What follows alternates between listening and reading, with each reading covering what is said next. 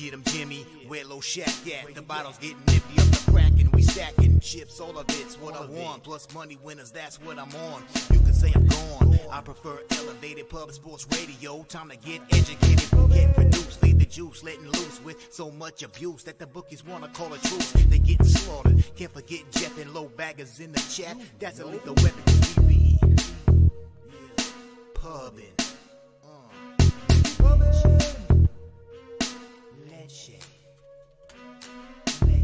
What up, cappers, gamblers, punters, hustlers, low baggers? Welcome to Loshak and the Bag right here on Pub Sports Radio. Happy Tuesday, February 27th to all of you. Pistol Pete Loshak will be joining us in just a few minutes, and we have a 54-game card. It's ridiculous. We have a 54-game card, and we're going to try and cap every game. So we must move very, very, very quickly. To get started, though, if we could all just take a second and think about our man, our guy, our friend, our colleague, a huge part of the Loshak family, Mike Nutflush Allen. His dad died over the weekend, and he's now sitting at his mom's bedside. She's in hospice as well, and it's tough. If we could all just take a minute, let Mike know. If you just want to, think about him right now and send positive energy, reach out to him during the show or after the show or whenever. But just let Mikey know that although times feel dark right now, you're leading by example as always, Mike, and you're going to lead your family through this. And we love you very, very much. And I'm so sorry that your family has to go through this. But you guys will be immeasurably strong after going through all of this. And we look up to you. So thoughts to you and your family. Mike, we love you, buddy. We love you. Great to see all the cappers in the chat. Now, we got to work real quick. Jose, can I hear you as the voice of God right now? Jose, do we have a 3-minute clock that we can use today? Yes. Yeah, I can put it up for us. I love it. Thank you, Jose, because we must work very quickly. Now, we should both, Pete and I should be allowed maybe 3. Let's say 3 times where we say we must go long on this one. 3 times each, let's say. Okay? 3 times each where we must go a little longer. But we got to work really quickly. And I got to get started right away. Truth Teller in the house. Great to see you, Truth Teller. Sammy Calmer, Pistons first quarter -4. Says he also likes the full game. I moved on now. I'm on just a horrific run in NBA. But I have made 3 bets on today's NBA card. I'm going to battle. I'm going to go down swinging if I go down. So I'm firing away here. But this is just a horrific run post All-Star break that I'm on. And it is upsetting. It is upsetting. But I have moved on 3 bets. Obviously, it's now a tail or fade situation. Feel free to fade as well, because that can be helpful information. When to fade a capper as well. Smoking Tree says Toronto in Indiana over 244.5. Last night had big money on that. Love seeing that. Tori Coker gave it Orlando Milwaukee on Mike's show. I love it. He's on the Heat here. Mensick money line in tennis for Truth Teller. And Tori Coker, my grandma baked the cookies. Play of the day is Cavs first half -2. I'm on the Cavs. I'm on the Cavs -4 full game. It was a move I made last night. So I'm right there with you. Sorry, gotta fix this here. I'm right there with you. Correlated action here. I'm going to copy and paste my guy Tori Coker's action. His play of the day named a little different than the one on Friday. Respect. Pig Milk play of the day is Boise State -9.5. Real Deal Prime says Sabres money line. I'm getting paid. I came close to. And then the market move towards Florida, I don't think is sharp money fading the Sabres. I just think it's because Matthew Tkachuk will be playing here. Let me copy and paste both of those here. Devils -250 under 1.5 first 10.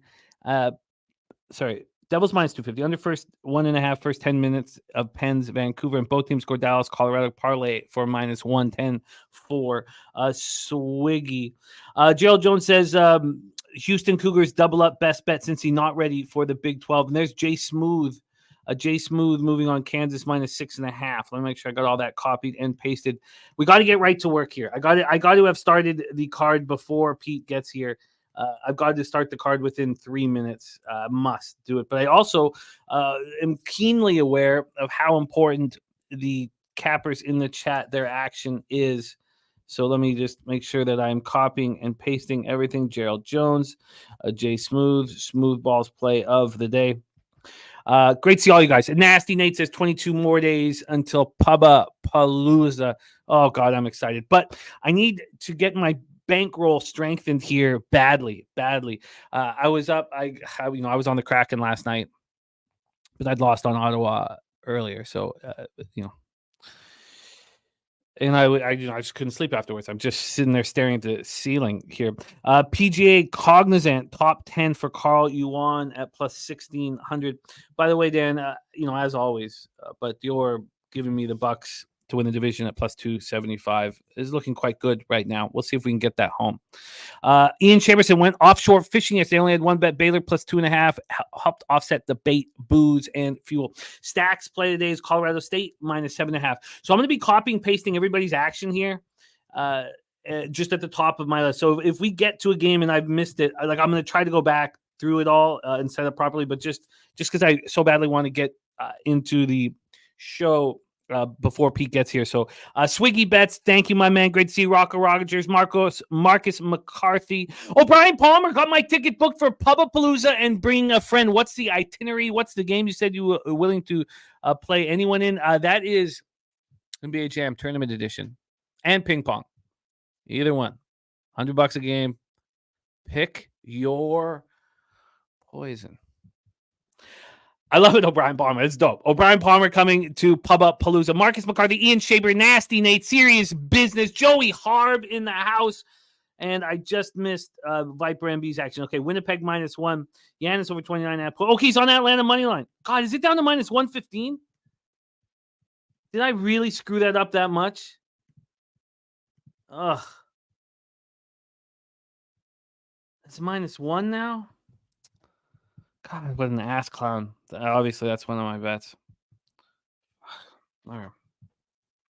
Okay, it's time to get to work. Series business ready to get to work. Everybody ready to roll here. Ryan Luton in the house. Great to see you, Ryan. We've missed you. Mike Wilkerson is on Jazz money line. He's on the other side. Look, the market. Maybe I should buy off of it. A coin ready to get to work. Sammy Comer tailing Dan Kelly's action there that he gave out. Kong's clip says, "Don't want that smoke in Madden or Call of Duty." You're damn right I don't. You're damn right. Look, 44, NBA Jam Tournament Edition or ping pong. That's the extent of my action. Pelicans money line for BJ. Now, I've moved on that. I got Pelicans -3, so that makes me feel excellent to see that BJ and I are rolling together on that one. And Troy Torrance. There we go. So 3 of us are rolling on that one. Okay, so it's great to see all of you guys. Sammy Comer says, one day, beat me in Pong. Look, I'm ready to rock. Slats says, first time I bet the Habs in 9 games, also on Tampa money line and team total over 3.5 Wings minus Wings in regulation. You sent me the message on the Habs, and it made me very uncomfortable. Made me very uncomfortable. I am fading the Habs, without Clayton Keller, and I'm nervous about it. Now, the market's not going in my direction, but look, as I've known. Okay, so a couple things have happened. On Saturday, I was angry. I wanted some big scores. I took everything on the -1 line, and I had 7 bets. The teams of my first 5 bets, they all won, and I went 1-1 with 3 pushes. It was extremely frustrating, about as frustrating as I could be. So I'm going to stop taking anything -120 and under. I'll just take on the money line. That upset me. Has upset me very much. Also, the line, when the market moves against me, I've been very successful with it. Happened again last night. Kraken moved against me. The Senators moved heavily with me. I beat the Senators line by 35 cents. Lose that badly. And then the Kraken line moves against me 10 cents, and I cash that. Now, fortunate in a shootout. But I'm telling you, I'm going to be catching a ton of these shootouts now, because I've lost way more than I've won. And I'm going to go on a run in overtime and shootouts. And I actually have over the last week or so. Okay, let's get to work right now. JP says, I like the Wings, Preds, and Panthers. Wings, Preds, and Panthers. Well, I tell you, I'm on the Wings, and I'm trying. I want the Senators so badly. I want the Senators so badly. All right, and Coin saying 6 straight overtime games for the Bruins is wild. Yeah, and look, I told you guys to fade them on this road trip. and 3 straight losses in the extra session. We made good money. Calgary, Vancouver, Seattle, we made good money. All right, but we need more. Bankroll is not strong and makes me very nervous, and there's a lot on the line here. Let's get to work. We start in NHL right now. 7 p.m. Eastern. We have the Vegas Golden Knights 32-19 and 7, 13-10 5 on the road at the Toronto Maple Leafs 33-16 and 8, 15-10 2 at home. Scotiabank Arena, Toronto, Ontario. Jose, how are you, my man? I'm doing well. I'm just here for screen measuring purposes. Do your thing. Okay, cool. Aiden Hill versus Ilya Samsonov is what I have listed. So let me know if there's some mistakes there. Also, Jose, could you get our thumbnail up for our big horse racing show on Saturday? I see Guillermo Zertucci's name in the chat, and it makes me so excited about this Saturday. Our first road to the Kentucky Derby this Saturday at 11 a.m. Eastern, all day, all night. Fountain of Youth, San Felipe, the Gotham. So we'll have the Big A rolling. We'll have Gulfstream, Santa Anita. Of course, we'll have the Golden Hour. We'll have Golden Gate going too. And we're not going to have many more opportunities for Golden Gate. So pretty exciting about this week. Are they shutting Golden Gate down? They are. Sadly, they are. Fuck. There's Benjamin Martin in the house. Great to see you, Benjamin. All right, I love it. Dad fan says wings for sure. I'm a Caps fan. Can't believe what they've done last few games. Don't think it continues. Look, I'm on that too. But let's go here. So this is a fascinating one. Vegas, 19.9% power play. And look, we have the 3-minute clock up. Beautiful, Jose. So I need you as the voice of God to tell me, what's going on here. Vegas Golden Knights coming off their third straight loss, 4-3 in the shootout at Ottawa on Saturday. They've lost 5 of their last 6. Injuries are hitting them so hard. The problem is that there are 2 teams here on this NHL card, the Leafs and the Predators, that are coming back home after sweeping a road trip. I do not want to back either of them, and I will not back Las Vegas again until they have $17 million extra dollars because they're circumventing the cap because they're cheaters. And I'm sure they're going to be monsters at the trade deadline and monsters in the playoffs. Jack Eichel is going to be out till the end of the regular season. Now, he can come back because Mark Stone's going to be out till the end of the regular season. Brett Howden out as well. William Carrier, Tobias Bjornfort on defense. Pavel Dorofeyev, a centerman. They're all out. I mean, this is a banged-up Knights team. And they're not playing well. But the Leafs have not lost since Morgan Riley cross-checked Ridley Craig, after the latter took that slap shot into the empty net. They've won 7 straight. They just completed a very impressive 4-game sweep of their road trip. And they come in off a 4-3 victory at Colorado on Saturday. And I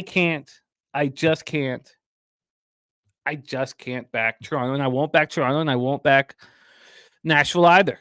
We've heard NHLers tell us that the hardest thing to do is to win that first game after a long road trip. Now, they haven't specified when you sweep the road trip, is it that much harder? Is what it is. That's game 1, Vegas. Let me just go through the line history here for you, and then I'll let you know. I've got a lot of action on tonight's NHL card. This is not one of them. Over at Pinnacle, Toronto is sitting at -160. They opened up at -160. That's exactly, where they are right now. And from a total perspective, this is at a 6. Wow, Pinnacle's moved it to 6. I agree with that move from 6.5 to 6. I agree with it very much. I think it's a great look, the 6.5 to 6.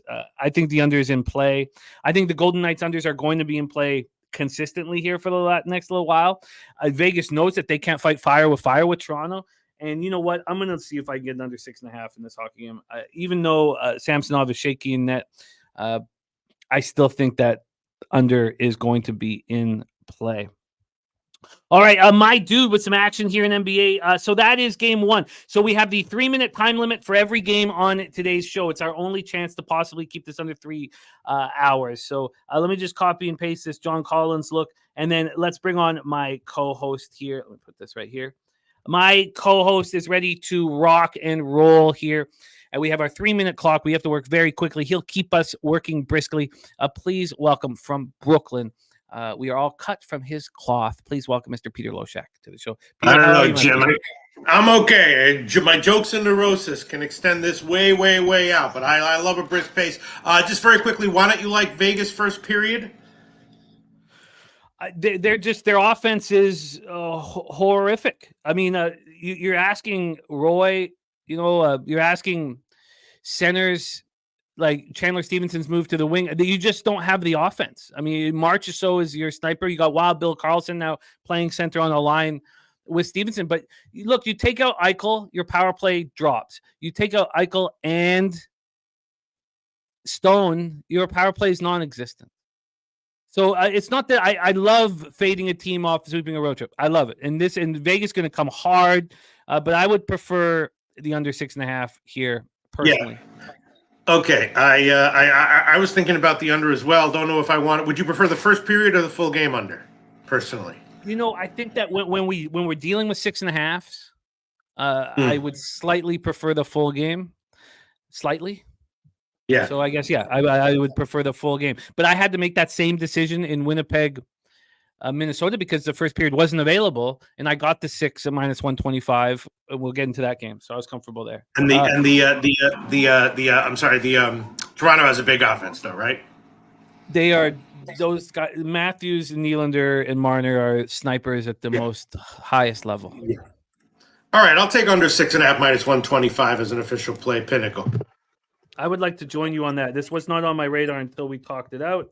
Under 6.5 at minus 125 for Loshak. Before we move on to the next game, let's touch on a couple things. We've done 2 shows together, and we're in great shape.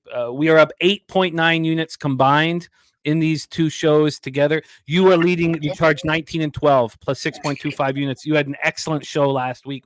And where are we succeeding the most? We're succeeding the most in college basketball. Over our 2 shows, I'm 11 and 6 plus 4.36 units. You're 13 and 9 plus 3.36 units. But in the NHL, you're 4 and 2 plus 1.99 units. I'm 6 and 6 plus 0.35 units.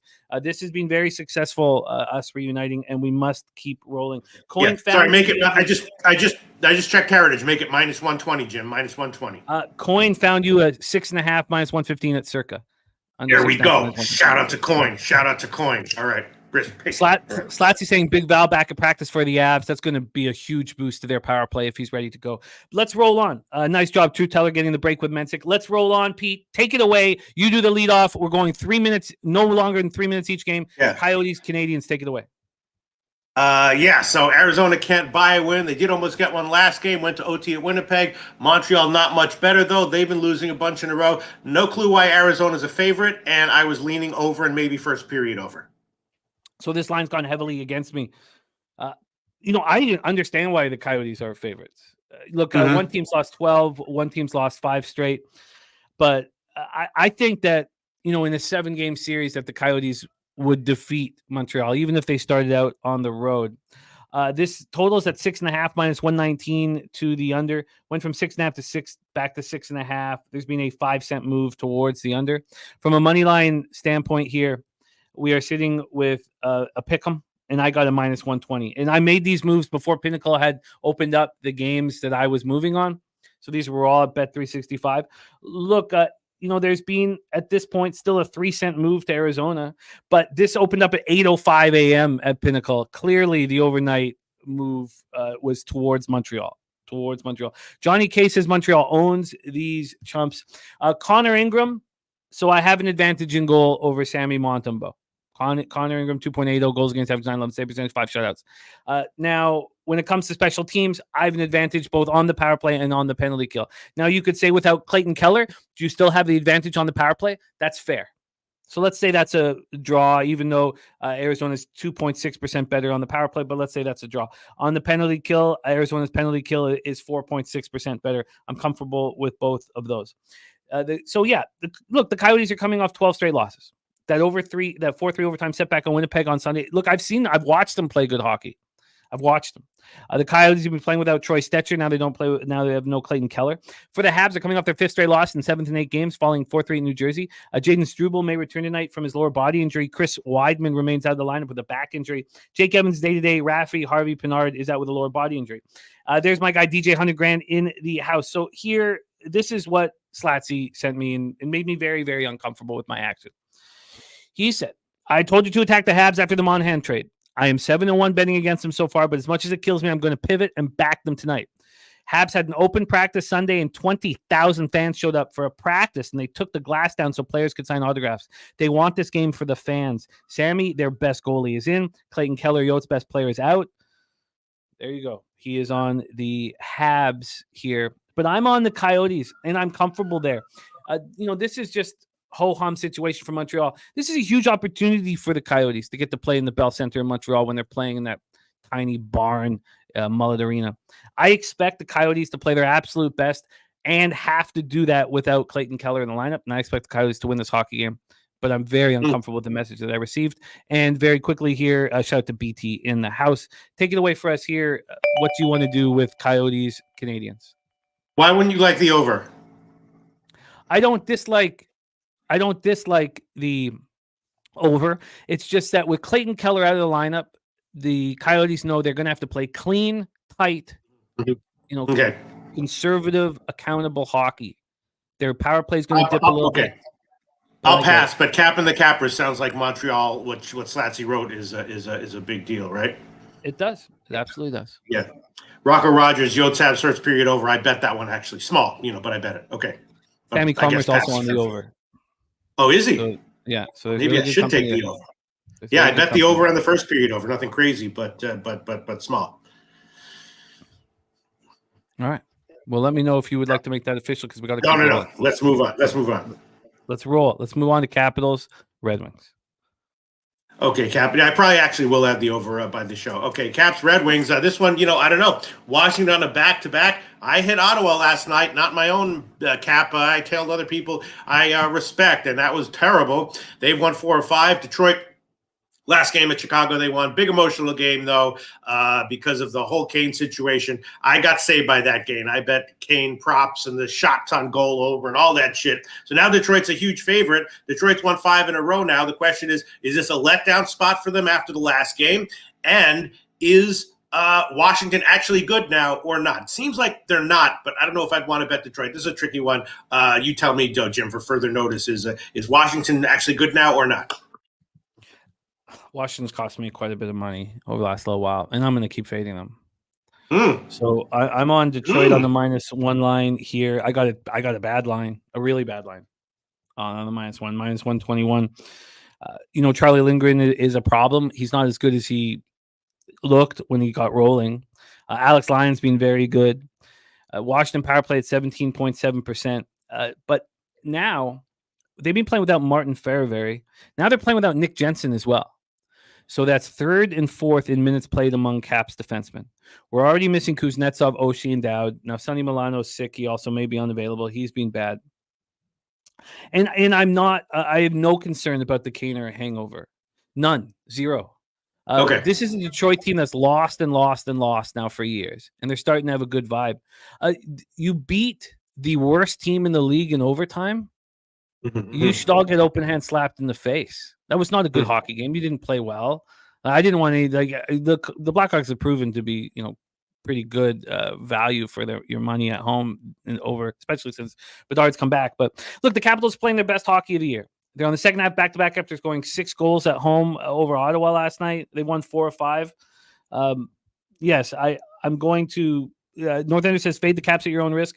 I'm fading them here. I'm fading them with confidence. I'm on the Red Wings -1. They've been electric at home. The building is sold out now, where it hasn't been for so long. I was all over them against the Blues on Saturday. They won 6-1. They're a very good team at home. And when historically, when I've been fading a team and everybody in the chat says I'm done, I'm not going to fade anymore, that's when I get cashed. So I expect the Red Wings to take care of business. I'll be fading the Capitals nonstop, just like I've been doing with the Flyers, just like I've been doing with the Bruins. They're teams that I believe are overvalued in the marketplace, and I will keep making. Well, I'm not having a good season, but I expect it to turn around, and I'm going to keep trusting the plan, and that is to fade the Capitals, and I'm doing that here. Okay, so and no I don't know hangover why everybody thinks this. I don't know why everybody thinks this the letdown spot after you beat the worst team in the league 3-2 in overtime. I mean, Kane has scored overtime winners in 2 of the last 3 games. I don't agree. Let down because of the emotions, not because of the Kane stuff and all that, and because the emotions. None of that worries me whatsoever. Quinnimus says, how are the Capitals overvalued here? It's the opposite. This is a tired Capitals team on the second half of a back-to-back with travel after scoring 6 goals. Look, you guys, back the Capitals, do your thing. We don't have to agree on everything. It's not about sitting here holding hands saying we're in this together. We are all trying to make money, and we'll do whatever we can to do it. I'm going to fade the Capitals to do it. You don't need to run with me.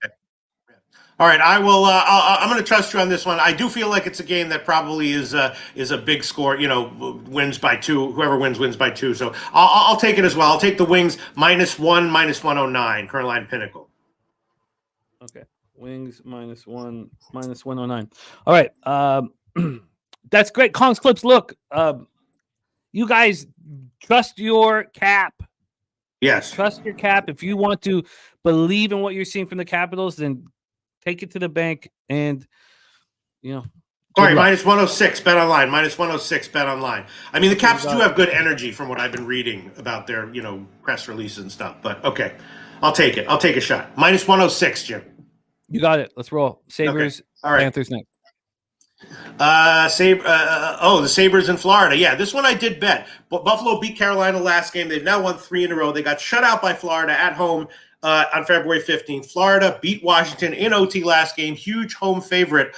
And I took the under on this one. I took 6.5. I think it's gone down since I bet it. As far as a huge favorite line for Florida, I'm not exactly sure, but Florida's been playing great D. Maybe the first period under as well. And on paper, it looks like the under is good. And I did bet it. I know that for the Panthers, Kachuk is also maybe banged up. I took a shot with the under. Kachuk is going to play. We expect him to play tonight. And that's why I thought there was that move towards the Panthers. They opened up -220. They're now -238. This got up to -245 this morning, 809. There was some buyback. From a total side of things here, we are dealing with a 6 right now. A 6. This opened up with the under 6 +103. It's now -100. So there's been a 3-cent move towards the under over at Pinnacle. Lokinen versus Bobrovsky. Both are playing well right now.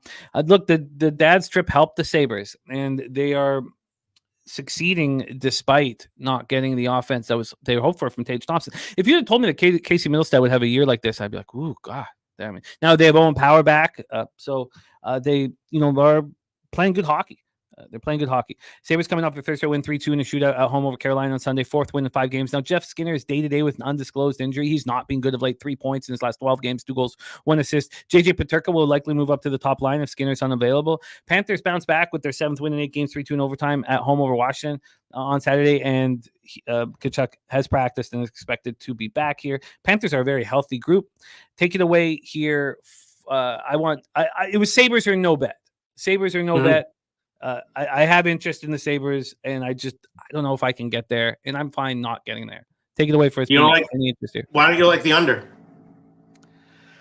I guess the Sabres are now an under team. It surprises me to say that. I don't dislike. Maybe it's just a vividness bias, because Buffalo's penalty killing has stepped up as well. Maybe it's just a vividness bias. So. I don't dislike it, but I still feel like the Sabres, I still am concerned about them defensively, and I probably should know when Power's back. I guess that makes sense. What did you get it at? I got it at 6.5. I don't remember the exact line I got, but I got a 6.5 at I think 120 actually. I think I had 6.5, 120, which is a little bit better than what you get now. So yeah, and I took a shot with the first period under as well. I guess I will hold off for now, but maybe at the end of the segment I'll add it on. We got action here from the Taint Play of the Day. The Taint Play of the Day is in. It's George Washington. We'll go over that with college basketball. And shout out to our guy, Razor Sharp Picks, 13 months, a member of We Be Pubbing. No, my dude, we are closing with NBA, so we're going to get through NHL, go through NCAA. So we probably won't be at NBA for an hour and a half here. And our guy, Razor Sharp Picks, I can't wait to co-host the horses with him on Saturday. What a treat it will be to spend the day capping the thoroughbreds. So there we go. Actually, wait, no.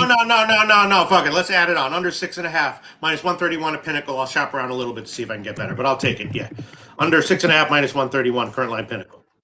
Loshak under 6.5, -131. All right, let's roll on. Next up for us, Lightning Flyers. Set the table for us. Oh, Lightning and Flyers. Let me see this one. Oh, yeah, this one. Well, yeah, okay. So Philly, of course, off the 7-6 win at Pittsburgh, but they've lost, the loss at Pittsburgh. They've lost 4 or 5 now. Tampa Bay won 2 road games at New York, but the other reason why I'm not a tech billionaire at this moment is Tampa Bay. Washington, number 1, Tampa Bay, number 2. I have bet on Tampa Bay a few times to have some wins, and they lost. They did win 2 road games at the Islanders and New Jersey. I don't even remember whether I bet those or not. But so those are nice. 3 straight losses before that. What's up with Tampa Bay? I'm not exactly sure. My sense here is Philly, if a free play Philly in the under, but as of right now, no idea. I think this is I guess this is the second best bet on the card today. Okay. The second best bet on the card is the Tampa Bay Lightning. Now, look, are the Lightning going to break your hearts here, or are they going to put together a run here to finish off the year heading into the playoffs? What do you expect? What are we used to? Now, you could say this is an old Lightning team. You could say all of that, whatever. This Flyers team must be faded. Game in, game now. On Friday, they play Washington. I'd like to fade them both. I guess I stay off that one. But this team must be faded. So they come off their second straight loss, 4th and 5 games, 7-6 at Pittsburgh on Sunday. Pittsburgh sucks. So you may know what I think is the best bet on the board. Pittsburgh without Rust and Gensel. The Canucks are the best bet on the board.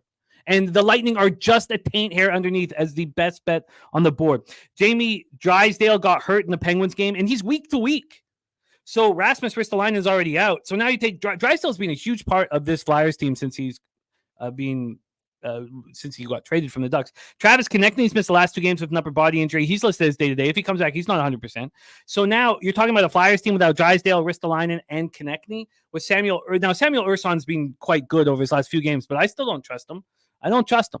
Tampa Bay power play 29.3%, and Philly's penalty killing excellent at 86.1%. Look, Philly plays with a ton of heart. You know, they're a gutsy team. They're not a fun team to fade. They're like the Bruins. The Bruins are a gutsy team with a ton of heart, and they're not fun to fade. And I've been fading them over and over again, and I've cashed 3 straight times doing it. This is not fun fading Philly because they're, gutsy team. This total opened up at 6.5. It's dropped to 6. That makes sense, even though the Lightning are involved. And then from a money line standpoint here, we have a minus 129. So thankfully, I beat one line today. It's actually now minus 131, 17 cents for the Lightning. And this, I'm telling you, this is almost the best bet on the board. And I should take a -1. I should take a -1. I'm not, maybe at this number I would, but it burnt me on Saturday, and I'm going to try to maybe take a step back because I guess I'm just trying to get these big scores, which I don't necessarily need. I'm on the Lightning. I love the spot. Love it. Okay. Wow. I'm going to be looking at this. I'm going to pass as of right now. And yeah, the line moves. I mean, whatever. I mean, I had Ottawa. Yesterday, I think I got like -110 or something, closed like -150. I'm like, I'm a genius. End of conversation. Then at the end of the game, I was like, I'm a moron. Keep talking about it if you want. Yeah. So who knows about these line moves, Jim? Massive line move on Ottawa. Totally wrong. Yeah. It bothered me so much that game. Slatsy says Konechny officially out. This is look, and Slatsy's on the Lightning with me. This is a. I love this bet. Love this bet. I'm just waiting to cash it. Just have to wait. I won't make it official, but I might tail it. Okay. Let's roll on. Senators, Predators. Okay. The Senators, Predators. I mean, this is one bet that I made. It might be wrong. Ottawa, of course, lost at Washington last night. I bet them closing line value, just miraculous closing line value. Okay, didn't matter at all. On a back-to-back, Nashville, though, weird team. You tell me about Nashville. Returning from the West Coast trip, right? Won all 5 games on that fucking trip. Before that, had lost 7 of 9. At home, maybe they struggle. Obviously, they're very good. If they should be able to win at home if they can put it together. They have the talent. But I have to think after that embarrassing loss, at least you take Ottawa first period here as a dog. I agree. Their goaltending is so hard.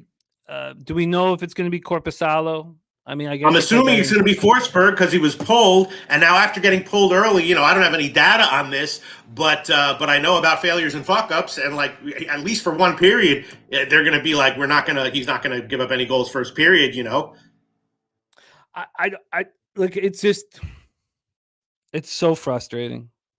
It's so frustrating. frustrating. Sammy Calmer on Sens first period. I mean, God, it makes so much sense. I guess I got to just join you. Take the first period. Hope they can keep their shit together. Artem Zub is day to day, but this is a real healthy group for the Senators. The Predators have that extremely impressive sweep of their 5-game road trip. Look, I told you guys all year, I believe in this hockey team. I'm on the over 87.5. This is a very healthy group playing good hockey, but there's no better time to fade a team after they sweep a road trip and then come home. All right, I'll make that official. Ottawa first period plus 114, current line of Pinnacle. I'll shop around and see if I can get a better line, but I'll take at least that plus 114 first period, current line Pinnacle. I'd really like to join you on that. I plan to join you on that. Sammy Calmer, Dennis Garcia saying I hate the Sens. I mean that last night was tough because I was the same with you. I didn't get quite the CLV that you got, but close, and it was very, very. And when the puck dropped, you were like, "I really am a sports betting genius." Like I really am. And then at the end of the game, I'm telling you, it's 2 or 3 years now of any time I destroy a market move, my ROI is horrific. So let's just keep rolling here. Loshak on Ottawa first period plus 114. I'm very, very interested, and I expect to join Sammy Calmer and Peter Loshak here. Let's roll on. Next up, XL Energy Center, Hurricanes Wild. Hurricanes Wild. Okay, here's another one. I bet. I don't know if it's the right move, but Carolina off 2 straight losses, but before that they had won a bunch. Most of their games winning. Minnesota returning from West Coast trip. They beat Seattle in their last game. They're also a good team, but I feel like Carolina is very salty right now, based on what I've been reading, and I think I like Carolina at least first period, probably -1, maybe under. I don't know. What's your take on this one?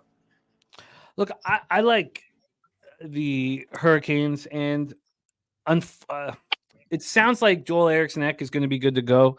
He fell awkwardly in the third period against the Kraken. He's expected to be good to go. He's been excellent. He does everything. He's a really quality center. But, in 54 points in 58 games, so defensively accountable, wins faceoffs, big, strong, everything you want. Zach Bogosian, Jared Spurgeon are out. They're also missing Marcus Foligno and Pat Maroon are out. I just can't take a road favorite like this. I just don't feel like I just don't feel like I have an edge. I mean, yeah, if I had a free bet here, sure, I guess I take the Hurricanes. I mean, I believe they're a better team, but the Wild seem to be playing really good hockey. And oh yeah, I just don't feel like I have enough of an edge. This line has moved towards the Wild over at Pinnacle. They've gone from plus 132 to plus 124. And in anybody wanting the Hurricanes here, I get it after 2 losses. I just don't quite. Much love, Razor. Get that cash, man. And can't wait for Saturday, my man. So I'm just off. I don't feel like I have an edge that's enough. Okay, first of all, give me 115 on the Ottawa line. That's Bet Online. I found that one. And I don't know. I guess to start, I feel like Carolina is very salty. I'll take them at least to start. First period -129. Current line at Pinnacle. I'll shop around, see if I can get a better line. But -129. Current line at Pinnacle. And what do you think about the under on this one? And Dennis Garcia, a big backer of these, believer in these Hurricanes, and he says, backing the best team in the NHL, back-to-back losses feels like a great idea. Obviously, we don't all share the sentiment that they're the best team in the NHL, but they're a real quality hockey team. What did you get there? Sorry, with the Hurricanes? -129. But why wouldn't you like the under though?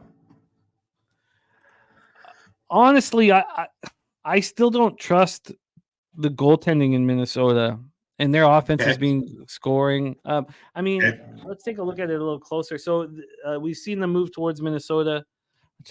Seconds left here for our 3-minute clock. And from a total side of things, a 6, I think that's a fair number. I mean, if I had a free bet, I would take the under for sure. But I just don't feel I have an edge in this hockey game, and I've got a huge card to pick at. Well, I'll take Carolina first period -129. Carolina Hurricanes first period -129. I like it. I think that makes a lot of sense. I like it. All right, let's move on to 8 p.m. Eastern, Blues Jets. Wow. This And okay. by the way, So Billy Friedrich yeah. found you plus 117 for that Ottawa. Hell yeah!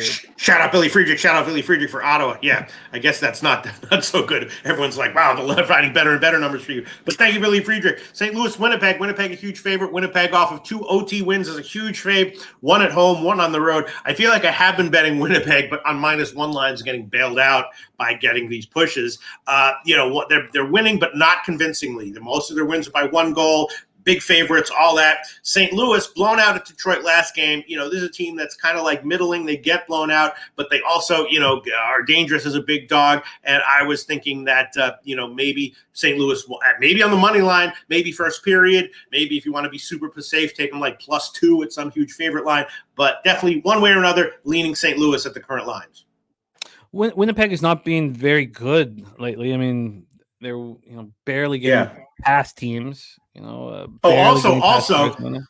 Here's a quote here. St. Louis, and they're not only we had a large group of players that didn't show up. We'll address it within the room, and we'll move forward. Moving on. So that implies some kind of like closed door meeting or whatever. I love those, Jim. So I'm leaning St. Louis here. Well, this just screamed under to me, and when I was capping it, I was like, well, I wonder what this is going to be at. At 5.5 at what juice? And it was a 6, and I was gobsmacked, completely floored. I got the under 6 at -125 at Bet365. It was -131 at the time at Pinnacle. I couldn't believe I was getting offered the 6. There's no 6s anymore. I thought about adding the first. No shit. Pinnacle has 6. Pinnacle has 6 -112 for the under right now. What? That's what I'm seeing right now. That's what I'm seeing. Oh my God, they've moved. Yeah. Oh my God, it just moved up to 6. That's horrifying. At 11:36 this morning, I've got them at -119 as of 1 minute ago. Okay. But wow, yeah. So it was -113 at 11:38 a.m. At 11:39, it moved to -116. 11:41, it moved to -119. Do you have that on your site right now? Me personally, I'm seeing like 112, I guess. Let me refresh here. I'm seeing still seeing 112. Maybe okay. I have I've said it says here that it changed a minute ago, and just get over here. You want to make it official? We'll give you the 112. I'm seeing it right now. Don't worry about that. I'm seeing -113 on mine. Weird. Okay, but sure, let's give you the -112 here. I thought, maybe now I'm not taking the under. Oh, wow. Okay. Under 6.5 at -112 for, see, Slatsy's with me. It's -119 at Pinnacle. Are we talking about St. Louis, Winnipeg? Under 6, -112. I'm seeing. Okay. Okay. I mean, okay. Not 6.5, though. I thought you said 6.5 just now, but okay, whatever. Yeah, whatever you're seeing is good. 6. Yeah, under 6. Whatever you're seeing is good. All right. Okay. All right. Under 6 at -119 is what we have right now. All right, I'm shocked. I thought that I'm shocked, but lines moving against me haven't hurt me that bad. But Loshak's now in on the under 6 at -119. Let's roll on, Pete. Okay, but you don't like St. Louis in some way or another. Really? I do. I do like St. Louis. I love them at home. I love them as a dog. I like them with this. I don't want to fade Winnipeg at home, and if I do, I would like to be richly rewarded. Right. Is this okay? Richly rewarded? Let's just see what it is here on the money line. And also, Winnipeg has not played well 2 straight games, so I feel like from a coaching perspective, Bonus is going to be able to hammer at them. But St. Louis sitting right now, at +166, I think that's a fair price. All right. Well, next game is LA Calgary. LA on a back-to-back, right? They lost at Edmonton last night. I was going to take Edmonton, but I didn't, and I should have. LA still mostly winning. Calgary won 3 in a row, 3 nice wins. And I guess my question is, I want to know what the deal with Calgary is. I know that they probably, there's a trade deadline coming up, and I think, probably a lot of the Calgary guys are going to be involved in the trade deadline, but they're still in the playoff hunt, right? LA, though, still a quality team, and I still think they might be a team that is maybe shouldn't be knocked for being on the road as much as other teams should be. And so I'm thinking maybe LA full game, LA first period, something like that. What do you think? I want LA, but I can't get over this part of the schedule for Calgary. It's just the cushiest spot all year. They're sitting at home. They're going to sit at home. So they started here at home on Thursday, February 15th. That's 12 days ago. Their only road game was an hour or a couple hours away in Edmonton. So now they're back home. So they basically are going to be home until March 7th. Like it's just the perfect opportunity for them to string wins there together. I want the Kings so bad. I fear the Flames getting all this rest and playing at home and sitting there and getting all these advantages. The Kings open up plus 102. They're now plus 103. I guess when it comes down to it, I don't think I have a big enough advantage here with the situation scheduling wise that the Flames are in. So I'd love to bet the Kings. The Kings and the Senators were the two spots where I was like so close, but wanted to talk it out. So I'll move with you guys on the Senators first period. I just don't know if I can move on the Kings. Are you on the Kings? Is Calgary a good team, or they're just like mid-range? They're an average team, but they're capable of being good with Markstrom in net, and but Huberdeau's missing again, and Kadri's playing really well. Is LA a good team, or are they frauds? I think they're going to be a tough team to beat in the playoffs because they're so big, but I don't think they're frauds at all. They've not been very good this year, so I was Ian Shaber says fade the Flames. I was leaning over as well, but okay, I guess for now I will pass. All right, let's roll on Stars Avalanche. Oh yeah, this one. I don't know, man. You have a great read on the Avs when they've been losing game in and game out, and they're a big favorite and they're a great bet. Dallas on a back-to-back, lost an OT to the Islanders, lost 5 of their last 6. Colorado off 2 losses. Those were maybe a little bit forgivable. Tough assignments. The NHL is a tough league. A lot of these games are tough. And I was thinking maybe Colorado's will play here, although Dallas is probably – they got to be salty here. But I don't know. Maybe they don't have the character of a team that plays well when they're salty. They should be salty, and maybe Colorado's worth a shot. Dallas has sort of confounded me all year. I was happy that the Islanders won, very happy, just because I've got the Islanders to make the playoffs at plus 190, but I can't quite figure out the Stars. I know that they're rolling 4 lines, but I thought that this Stars team would be just an absolute juggernaut, and they could still become one. But with Wyatt Johnston stepping up, I was like, now they have another weapon. Now they're missing Tyler Seguin. They have some injury issues, but Rupi Hintz, not a point a game. Jason Robertson, not a point a game. Now I know no forwards are playing more than the 18-22 that Jason Robertson plays. You see all the other teams with their top forwards playing at 20 and a half minutes a game. Maybe this will work well for them in the long run. Georgiev, a goaltender I don't trust very much, and Ottinger has not been very good this year.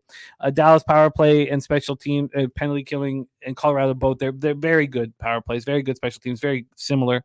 The Stars are on the second half of back-to-back, having lost 5 of 6. And what's gone on? Well, they lost Lundqvist and Hakanpää on defense. We talked about it last week, and it's been a huge loss for them. They lose Seguin and Dodonov as well at forward, and Seguin, they're having a good year. Same with Duchesne. And Colorado comes off its second straight loss, 4-3 at home to the Leafs on Saturday. I want nothing to do with this hockey game. These teams don't like each other. They're battling for playoff position. It's going to be a playoff type game. Then what about the under? I would like the under. I would like the under with no Nichushkin. I would like the under, but these offenses are so scary. And they're both teams are, champing after losing. So I don't feel like I have an edge. And there's our guy. You don't like Colorado because they have injuries and the guys aren't back yet? No, the Colorado injuries are nothing. It's just Nichushkin now who's practicing. It's the injuries. So why do you like Colorado? Sorry, I'm looking at other shit. What? I don't want to fade Dallas after losing 5 of 6. I don't want to fade Colorado. I don't see. I don't want to take an under when there's this much firepower on the ice, regardless of the idea that this is a playoff type atmosphere. Every angle that I look at, I don't see an edge enough for me to bet. Okay. Fair enough. I want to give a big shout out to Nutflush Allen. Nutflush, Mike, we talked about you off the top of the show. We love you so much. So much love for you. What you're going through is so extremely difficult, and we know that of all people, you are capable of leading your family through these extremely difficult times. And Yes, we not are Flush also your Allen. family. We love I'm you, gonna man. text you one of these days. Not Flush Allen. Hell yeah, huge shout out to Not Flush Allen. Cheshire, the beeping is because we're trying to cap 54 games on this show. We have a 3-minute limit for each game, so we move on. But thinking about you, Mike, sending love and strength to you and your family. And again, you're leading by example, getting your family through this. We have so much love for you, man. So much love. All right, let's roll on, Pete. Best bet on the board time, 10 p.m. Eastern. Pittsburgh and Vancouver. All right, yeah. I mean, okay. So my notes here were like Spot says take Vancouver, but consult with Jimmy just because Vancouver, beat Boston the last one, but they had lost 4 in a row before that. So anytime you have a team that is not really winning that much, and then this big of a favorite, you always want to scratch your head maybe a little bit, think twice. Of course, Pitt's off that Philly game, 7-6, a huge game, and. Yeah, high line. I didn't bet it yet just because I wanted to, with a line like that, consult with you first. But I thought that it was a Vancouver spot and maybe under now. Maybe I'm thinking maybe Pittsburgh team total under, or maybe first period under or something. But maybe now I'm thinking just the Pittsburgh team total unders. But I guess Vancouver's the play, right? It's the best bet on the board. Reminds me of the Winnipeg Jets from last week. This is just the best bet on the board. Now, Pittsburgh Penguins should be faded every single game on this road trip. They should be faded nonstop here. For them, Brian Rust is a phenomenal forward. Power forward. He does so much on the power play, whether he's sniping from the slot or in front of the net. He's accountable. He's incredible. Gensel is magic. I mean, you take these two guys off this Penguins team, it's a huge loss. And Russ didn't travel. Matt Nieto also out, so it's 3 forwards out. Now they bring in Emil Bemstrom. It'd be nice if he could resurrect his career. He scored, a nice goal against the Flyers. Nedeljkovic is listed. I don't know if he'll be in net, but Demko is not being very good as of late. I expect him to step up. And, Carson Soucy and Dakota Joshua out. I truly feel that the Canucks on the -1 line is the best bet on the entire board, but maybe the Lightning is better. This total opened up at 6.5. It's dropped to 6. I think that's telling that Russ didn't travel and there's no Gensel and this Penguins power play isn't very good. And then there's a line move towards I guess there's no move at all. Opened up at -148, now -148. So it's where I got the -1 line. So okay.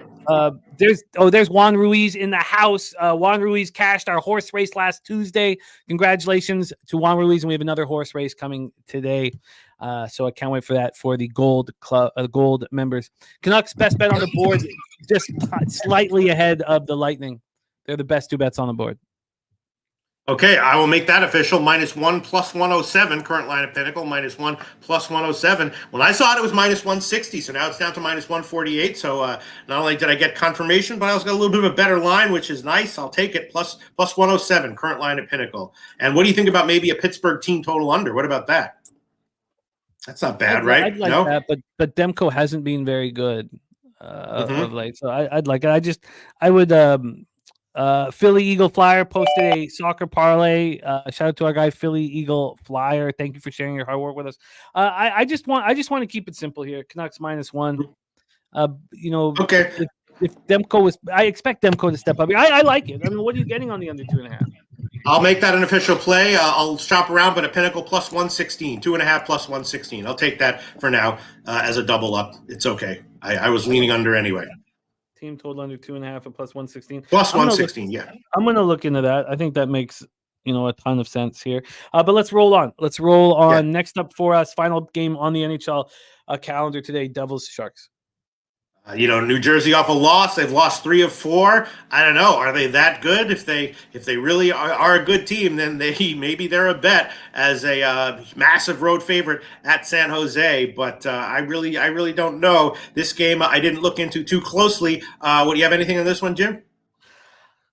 I guess I don't want to fade the Blackhawks or the Sharks at home at all. Pull one up in the house. Thank you, pulling up. I'll copy and paste that. But if there was ever a time to fade the Sharks, I would imagine, it's here. No Logan Couture, no Thomas Hertl up front, no Mark Edward Vlasic, no Matt Benning on defense. But do you trust the Devils to win by margin? No way. You just don't, unfortunately. I get why the lines move towards them. This opened up it hasn't minus 252 now. It's minus 251. Interesting. And then these unders in Sharks games I think are great. So maybe that under 6.5. But I do have some concern about the Devils' offense erupting because they've not been good. So, Slatsy says, when the hell do the Devils make a move for salary cap with Hamilton now? I think you wait till the very last chance. They didn't get Markstrom, so I think you do wait so that money grows and grows and grows. But I hear you. The Devils are going to make huge moves at the deadline and come on. I guess they're praying some goaltender steps up and they don't want to spend all their money on a goaltender. But I just can't trust the Devils to win by margin here. So I'm not going to be on it. Okay. I do kind of like the under 6.5, but what if the Devils erupt offensively? So do you want anything on this, or can we review all action? No, we can review all action. Let's review all action in NHL. We kept it under 3 minutes. We got to be very, very quick here in college basketball as well. We start with Vegas, Toronto, Loshak on the under 6.5. I'm extremely interested in joining you and expect to. I'm on the Coyotes minus 120. Very nervous about that spot. Pete, let me know if you're adding anything. There's our guy Arthur Meade Jr. in the house. Fanatical Jim says, my guess Devils will get Markstrom and Hanifin. Fanatical Jim, that would have already, maybe it still happens, but the Calgary won't take any of Markstrom's contracts, so they said no at this point, so we'll see. Loshak and I are both on the Red Wings -1. I love it. Loshak's on the under 6.5 -131 in Buffalo, Florida. I think the Lightning are a must bet on today's card, an absolute must bet. Loshak's on Ottawa first period plus 117. I'd like to join him. So those will be my two additions. Loshak's on the Hurricanes first period minus 129. He's on the under 6 at minus 119 in St. Louis, Winnipeg. I can't believe this is moving against me. I'm just shocked at it. I'm interested in the Kings, but I don't think I'll pull the trigger. It's just too nice of a position the Flames are in right now with the schedule. Stars Avalanche, I'm off. Canucks -1 is the best bet on the board. Pete's on that as well. He also added the Penguins team total under 2.5, which is a possible add for me. Then Devils, Sharks. Final spot on the board. So I'm definitely adding Ottawa first period, and I'm definitely adding the under 6.5 in the Leafs game. And then I may add the Penguins team total under. There we go. That's our NHL action. Let's move on to college basketball. Pete, you ready to rock? Yes. Shout out to Po1Up posting Ohio, Eastern Michigan, Colorado State, and Mississippi State. I am definitely on Ohio. I want Eastern Michigan. I haven't pulled the trigger yet. I took Colorado State. Mississippi State I wanted to take, but I didn't. Miss the number, and probably that was a big mistake. But shout out to Po1Up. Po1Up. All right. Let's go. College basketball. Let's go. Let's go. Sammy Comer, I expect this to take an hour and 15 minutes is what I expect, but we will see. We're through the first 12 of 54 games. In college basketball, we've been very strong together in our two shows. We are 24-15 combined. You're 13-9 plus 3.36 units. I'm 11-6 plus 4.36 units. Dabby Cab moving on Kentucky first half plus 2.5. I've got the stacks play today copied and pasted as well. So I'm going to have to go over all of this action here, but let's get started here right now. Let me just get this all set up here. Matty Ice Taint play of the day is in as well. The Taint play of the day is George Washington plus 7 here and a half. George Washington plus 7.5. So we will discuss that as well. But let's get right to work here. Let me get over to the Division 1. Just move the cash flow over to NCAAB and then get this line history moved over to college basketball. And let's rock.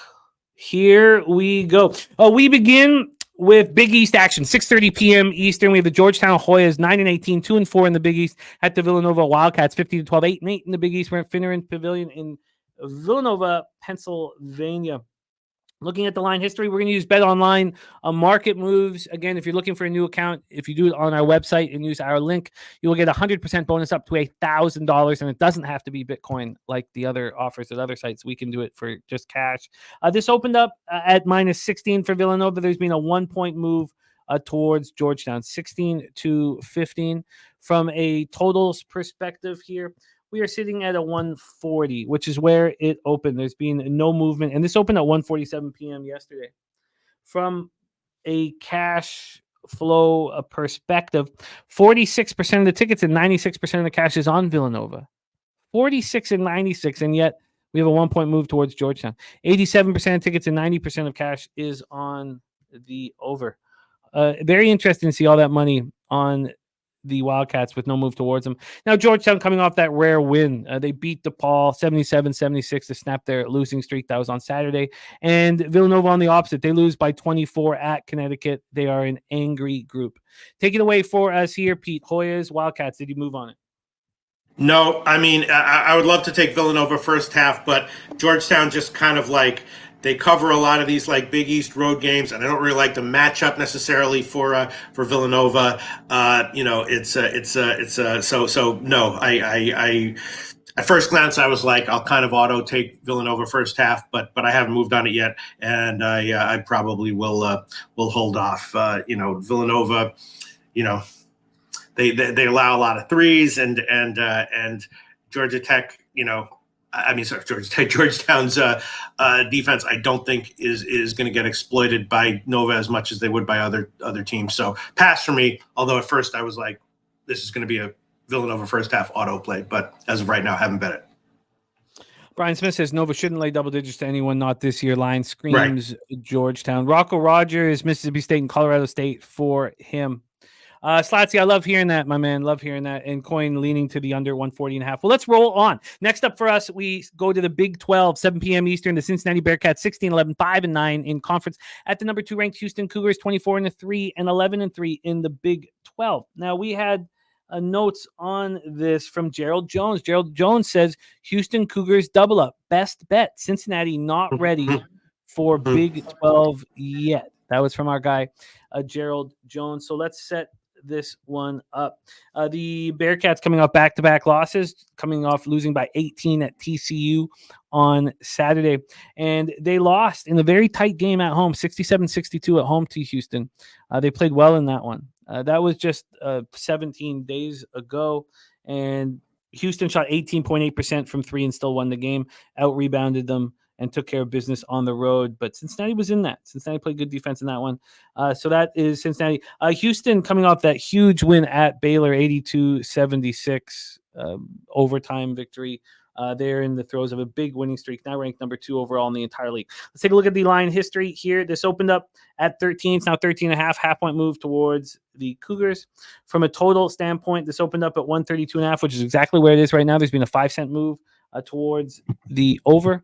And then from a cash flow standpoint, we have 56% of the tickets and 50% of the cash on the under, and 54% of the tickets, 79% of the cash on the Houston Cougars. Take it away for us here, Pete. Any interest in Bearcats Cougars? No, free play. I would put it on the under, and all things being equal, the line is short, and I would make Houston a few points more of a favorite, but not a great spot. Cincinnati, they're not a good team, and a lot of ATS margin losses and stuff, but it makes me nervous to take Houston here in this spot. Although, of course, all things being equal on a neutral court, Houston would dominate Cincinnati. Lean under. And that's it. No official play for me. No official play. So let's roll on. Next up for us, 7 p.m. Eastern, we head over to the A10. Good pace here. Let's try to keep this going. Davidson Wildcats 15-12, 5-9 in conference at number 16th ranked. Dayton Flyers 21-5, 11-3 in conference. We're in Dayton, Ohio for this one. Davidson has lost 2 of their last 3 of their last 5. They're coming off a 66-63 loss at Richmond on Saturday. That's Davidson. Dayton had their 2-game winning streak snapped in a 71-67 loss at George Mason. Both teams have lost to George Mason. And if you are looking for what happened the last time these teams met up, was a pretty comfortable win for Davidson. For Dayton. For Dayton. They went into Davidson at the time, it was 11-2 Dayton, 10-4 Davidson. They went in and beat them badly from start to finish, completely controlled the game, beat them 72-59. We've seen this work, the road team getting revenge in the opposition barn. Equanimus is on Dayton -10. So we do have a possible Rebenga spot for Davidson at Dayton. And of course, Dayton coming off that tough loss at Richmond. Last time we saw them at home, they beat up on Fordham by 15. So here we go. Let's take a look at the line history here for this one. We'll start from the total. This total is sitting at 132.5. It opened up at 135, so we have a big 2.5 point move to the under. From a side perspective here, we're dealing with a 10. Dayton is minus 10. They opened up at minus 9.5, went down to 9. Now they're 10. And then from a cash flow standpoint here, you have 63% of the tickets and 92% of the cash on the Dayton Flyers. Take it away, Pete. A10 action, Wildcats, Flyers. I did hit the under and the first half under, just modestly though, because just glance at their line history, and Dayton does have some solid scoring games at home, but I think matched up against Davidson, it's more likely than not to go under. I do like the under. I took the under. I took the first half under. I think the first half under is even more treacherous with Dayton games, because a lot of times their games are the first halves are unusually less low scoring than the full game is. I guess I can't not give the under because it's just kind of an obvious play and it hits. It could easily not win, but I guess I have to give it. I'm seeing 132s now and wherever the hell we are, 132.5 minus 108. Pinnacle has 107. I guess if I really want to be safe, I go to 133 minus 114. But now I'll take 132.5 minus 107 current line at Pinnacle. Also like the first half under, but don't really want to double up. But yeah, this one more likely than not, it could easily go over, but more likely than not, I think it doesn't. So that's an under. 132.5 minus under 132.5 minus 107 current line. Pinnacle. You got it. Pistol under 132.5 minus 107. With all this money on Dayton, and a Davidson team that got embarrassed by Dayton at home, did you have any interest in Davidson first half here with 90% of the cash off? On no, Dayton? Not really. I mean, if anything, I'd be leaning. Dayton is really good. So if anything, I'd be leaning Dayton. I do free play. I'd throw it on Dayton, but there's no way I would actually bet that. Although people I respect did bet it, but I like the under, and so I took that. I like the first half under too, but I guess I'm not going to double up. But the first half under. Dana Delp is also doubling up on the Houston Cougars. We got Tone Miggins in the house. He's got Q's, Syracuse, and the levels play today is Wemby threes over 1.5 at minus 114 and double minus 134. Wemby going up against the Timberwolves. We will be talking all about that spot. Let me just copy and paste that action here. Thank you guys, all of you that are sharing your action in the chat. Thank you so much. DC Capper on Eastern Michigan plus 1.5 and Notre Dame under 134. Okay, let's roll on. I am interested in Davidson first half though. We'll see if we get there. You know what, Jim? Give me. Sorry. Give me the first half under, and I'm going to do a safe play, which I shouldn't do mathematically. But I'll take the Pinnacle under first half under 63 minus 121. Davidson Dayton first half under 63 minus 121. That's current line at Pinnacle. You got it. Gerald Jones talking about Dayton off of the loss. Right.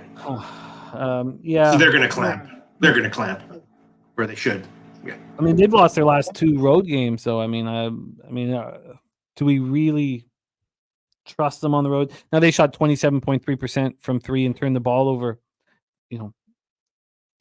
13 times, but they were 5.5 point dogs. I mean, they covered. Oh, I'm looking at Davidson. Shit, sorry, I'm talking about Dayton. My bad. Sorry, my head's messed up. Dayton off the loss at George Mason, 71-67. But they have lost. They lost at VCU as well. They've lost 2 straight road games. But I mean, they had no excuse to lose like that to George Mason. And George Mason shot 29.4% from 3.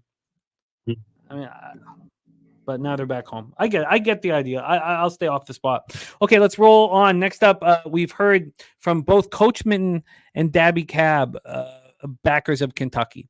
Dabby Cab on Kentucky plus 2.5 first half. Coach Minton on Kentucky plus 3.5 full game.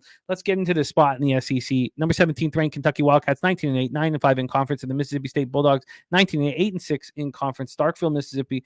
Humphrey Coliseum is going to be bonkers here. We have Mississippi opening up at -2. They're now -3.5. Got up to 4. They got up to 4.5 last night at 10:30. I find that quite appealing here. From a total standpoint, we're sitting at a 156.5. This opened up at 157, dropped to 156.5. And then when we get to the cash flow for this one, 41% of tickets and 75% of cash is on Mississippi State. And from a total look, 67% and 62 are on the under. From a market standpoint, I find Mississippi State extremely appealing. Do I want to go up against Coach Minton and Debbie Cabot? And the answer is no. But Kentucky coming off looking excellent at home at Alabama against Alabama, 117-95, just putting on offensive display. And Mississippi State winning basketball games, and they know what's on the line here. I mean, this is a huge game. Kentucky 2 games back of Tennessee and Alabama. Mississippi State 1 game back of them. Take it away. Do you have any interest on the home favorite? Yeah, Mississippi State with I thought that I expected sharp guys to be on Mississippi State, and that is the case. I couldn't pull the trigger myself. Kentucky is just, with the freshmen turning a corner, maybe. I mean, it's a team that's scary to fade as a dog. I was a little bit surprised that I was thinking maybe about the over, but I don't necessarily want to take Kentucky on an over after the last game they had. So I might be on this game by tip, but as of right now, nothing. But definitely leaning Mississippi State, and that's it. Yeah, I don't see what they lose at Kentucky 90-77. Kentucky goes for 55.6% from the field. In complete control, we're up 47-29 at half. Has Mississippi State improved enough throughout the year that they could be a problem here, Pete? Has Mississippi State improved enough? Yeah. What do you mean? That they're a good bet? Yeah, for sure. They've been getting better and better as the year goes on. Coin saying 75% on Mississippi State, and the line is heading north. I mean, there's been a legit move towards Mississippi State. Coach Minton says Kentucky hasn't lost in the regular season to Mississippi State since 2009, 18-0. Okay, well, I find Mississippi State extremely appealing here. I expect that to be my first spot on the board here. But I need to put a couple question marks beside it and decide whether I have the conviction to go up against Coach Minton and Dabby Cab. Not a fun place to be. So that's that. We'll roll on here to our next spot on the board. We head over to the ACC. Up next, we have the Virginia Tech Hokies. We have Virginia Tech traveling to Syracuse, New York, to the Wireless Dome to face the Orange, who are 18-10, 9-8 in conference. All right, get this up here. All right, let's take a look at the situation here from a total. We are sitting here with a very high 153. This opened up at 155.5, so we've dropped 2.5 points. Then from a spread perspective, we are sitting here with Syracuse as 1.5 point favorites at Bet Online. They opened up as a pick'em, so we've had a 1.5 point move towards the Orange. Virginia Tech coming off a 79-64 loss at Pitt. They're losing on the road. I mean, they're losing by margin on the road. They lost at Pittsburgh on Saturday, 79-64. Prior to that, they lost at North Carolina, 96-81. Prior to that, they lost at Notre Dame, 74-66. They lost at Miami, 82-74. You have to go back to January 20th for their last road win. So 4 straight road losses here for the Hokies, while Syracuse is playing well at home. We watched them beat North Carolina. Now, that came on the heels of a loss at home versus Clemson, but, I mean, those are the top teams here in the ACC. Syracuse coming off a win at home over Notre Dame, barely, even though they got that huge lead. So let's take a look at the cash flow here for this one. Sorry. By the way, on the spread for Mississippi, 41% and 75% on Mississippi State. Syracuse, though, has 74% of the tickets and 50% of the cash. So let's take a look at the money line. Maybe is it being focused on the money line? It is. 43% of the tickets are on Syracuse on the money line, but 83% of the cash. So that's where the pro bets are betting. They're not bothering with the 1 or 2 points. And then from a total look, you have no information here. Take it away for us here, Pete. Are you interested in Syracuse? I think I'm going to take a shot with Syracuse, and again, this is just one of the matchup kind of things. First of all, they're at home, which I don't love betting on Syracuse because they're an iffy team, and Virginia Tech is a team that I have bet on a few times this year against Virginia. I had them; that was a big play that I know a lot of people were on. But Syracuse again, it's the weaknesses. Syracuse has rebounding issues, but it's not something that I think Virginia Tech is going to be able to exploit. And of course, Virginia Tech can get hot from three, and if they do, then they'll win the game. But if not, I think Syracuse is more than whatever the odds are being given chance of winning this game. So I don't really love to bet Syracuse.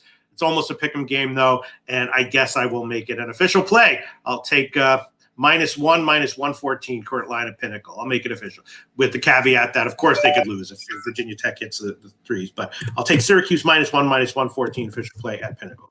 This line makes no sense. Why would they open this up at a pick'em? I mean, wouldn't they open it up at a pick'em knowing that they're going to get a ton of Syracuse cash? I mean, I know that they're questionable, but yeah, sure. I mean, look, yes, Jim, you're right. I'm just looking at the matchups. Syracuse can get wins. They're not going to get dominated on the boards. Probably not. Virginia Tech is a good team, and Syracuse can be vulnerable against the three, but on the road, maybe it's like less likely that Virginia Tech is going to do that. I don't love that they're coming off a loss to Pitt, but yeah, you're right. It's the market might be saying I'm doing the wrong thing here, but whatever. Just one game, I'm making it official. Syracuse -1, -114. I mean, it is moving in your direction, so it's not all bad. But I can't. Opening it up at a pick'em would you'd be screaming, expecting all the money to be coming in on Syracuse. I get it. I'm going to stay off of it though. I can understand why Rocco feels like this is a dodgy line. Yes. Equanimous liking Syracuse to cover, so liking your spot. Let's move on. We move on. We stay in the ACC here for the next one. Pittsburgh Panthers 18-9, 9-7 in conference. The Clemson Tigers 19-8, also 9-7 in conference. We're at Little John Coliseum in Clemson. Pitt bounced back from that horrific loss at Wake 91-58 by winning at home over Virginia Tech 79-64, winning by 15 on Saturday. Whereas Clemson has looked good. They just beat Florida State at home by 11 on Saturday. They had destroyed Georgia Tech previous to that, and then they had that one loss sandwiched into everything, that loss at home to NC State. So that is the situation here. Let's take and then we have to ask quickly here what happened when these teams met up the first time, and they haven't. Oh yes, they have. God, it was back December 3rd, my bad. Back on December 3rd, 79-70 victory for Clemson at Pittsburgh. Took care of business. Pittsburgh were 1.5 point favorites, and Clemson took care of business. There's our guy, Chang, says, Loshak and Jimbo, can I get one top play from each of you at the end of the show? Any sport. I'm going to drop 100 on it.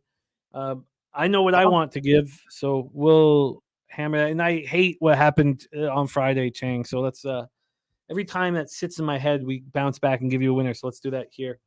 Panthers, Clemson. Let's take a look at D-line history here. This opened up at 7, and it's still at 7.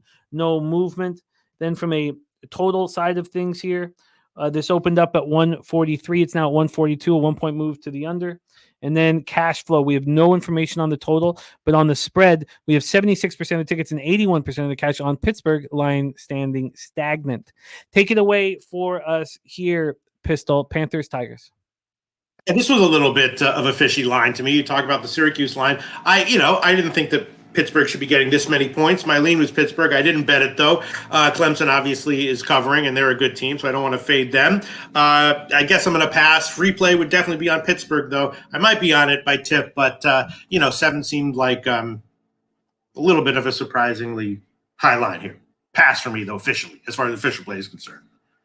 Yeah, 76% of tickets, 81% of cash on Pittsburgh. I would prefer to see a slight move towards them, personally. Coin says Clemson feels right. This would be a Pittsburgh or no bet. Maybe I'll just put a question mark by Pittsburgh here. But I'm lean to the over as well. Lean to the over for Pistol Pete. All right, let's roll on. Next up for us, we head over to the Big Ten. We head to Bloomington, Indiana. Now, we had action from Cappers in the chat on this one. Let me just get back to the action so I can remember what we got here. And it was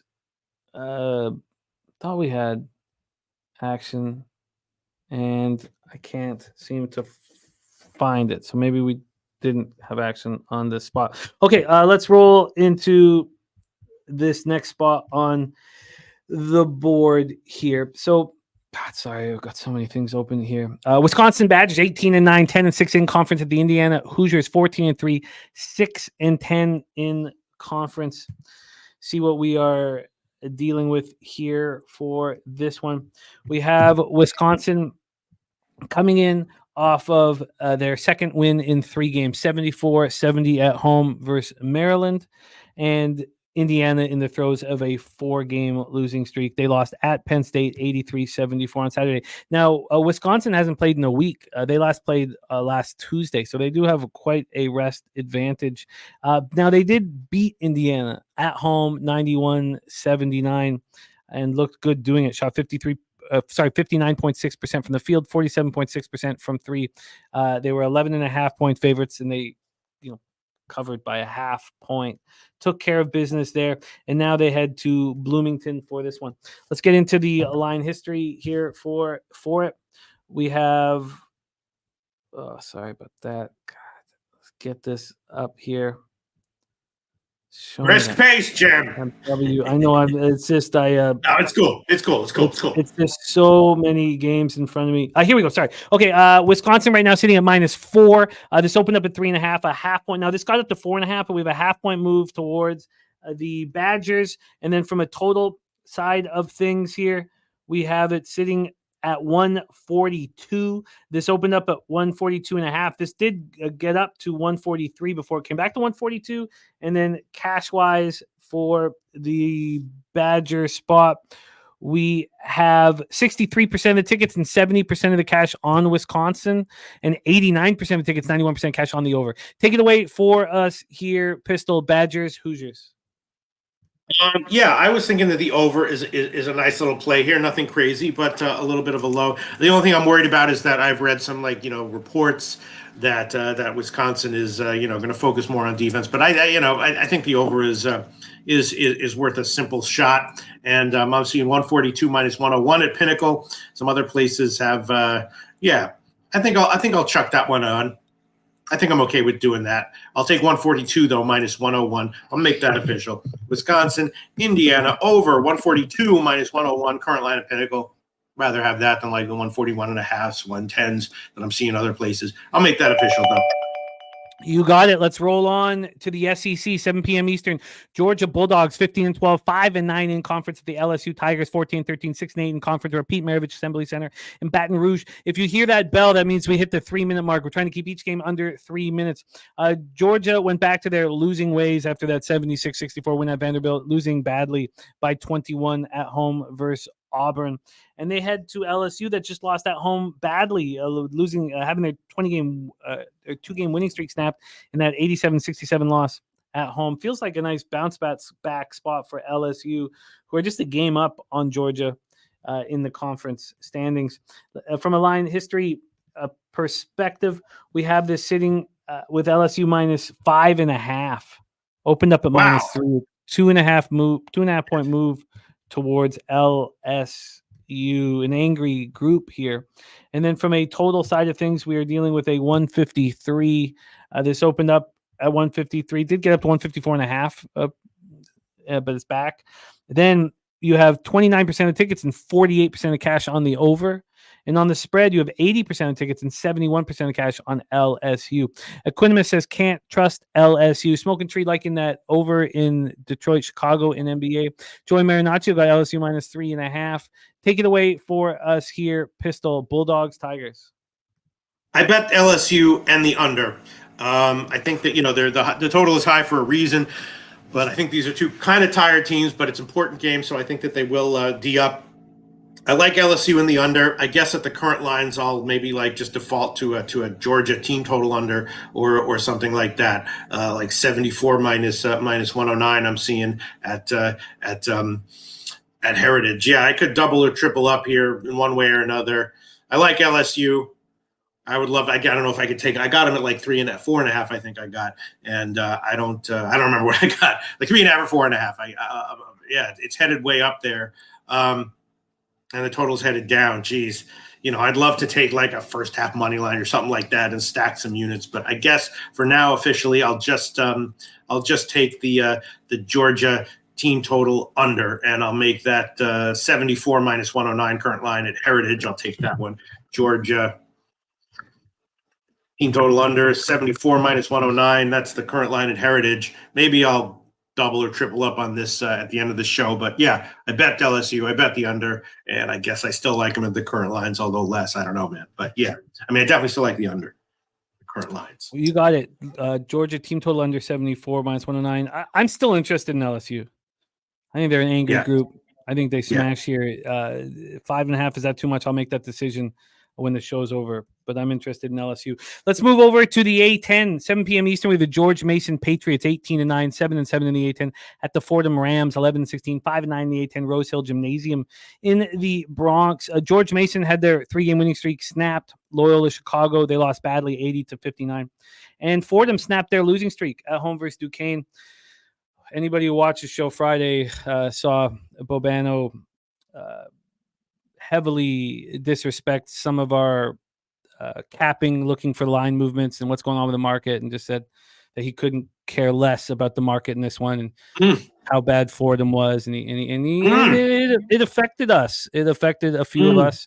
I did receive some messages. And again, it's however you want to cap. That's the great thing. You have a complete autonomy with however you want to cap. And Bobano being so extreme on the side is fun. It creates content. But then also he just has such an authoritative voice, and his head is so huge that it's just like, it's very intimidating. You know what I mean? The guy is fucking intimidating and authoritative. You know what I'm saying? Yeah, and he's a lot of fun to cap with. And he probably should have cared about the huge market move that we saw. He didn't, but Fordham did win by 12 and was dominant all game long. It was a fascinating part of our show. I don't mean he has like a big ego. I mean, he has an enormous cranium. Okay. So Fordham snapping their losing streak and George Mason snapping their winning streak. Let's get into the line history here for this spot. Sorry, I didn't have it set up here. So we have Fordham right now as 2-point dogs. They opened up as 3-point dogs. So there's been a 1-point move towards them. Within 30 minutes, there was a 1.5 move towards them. But there has been a move towards Fordham. From a total side of things, we are sitting here with a 137. This opened up at 138 and has dropped now to 137. So we have a 1-point move towards the under. Then from a cash flow standpoint, all the money's on George Mason. 85% of the tickets and 97% of the cash, and a move towards Fordham.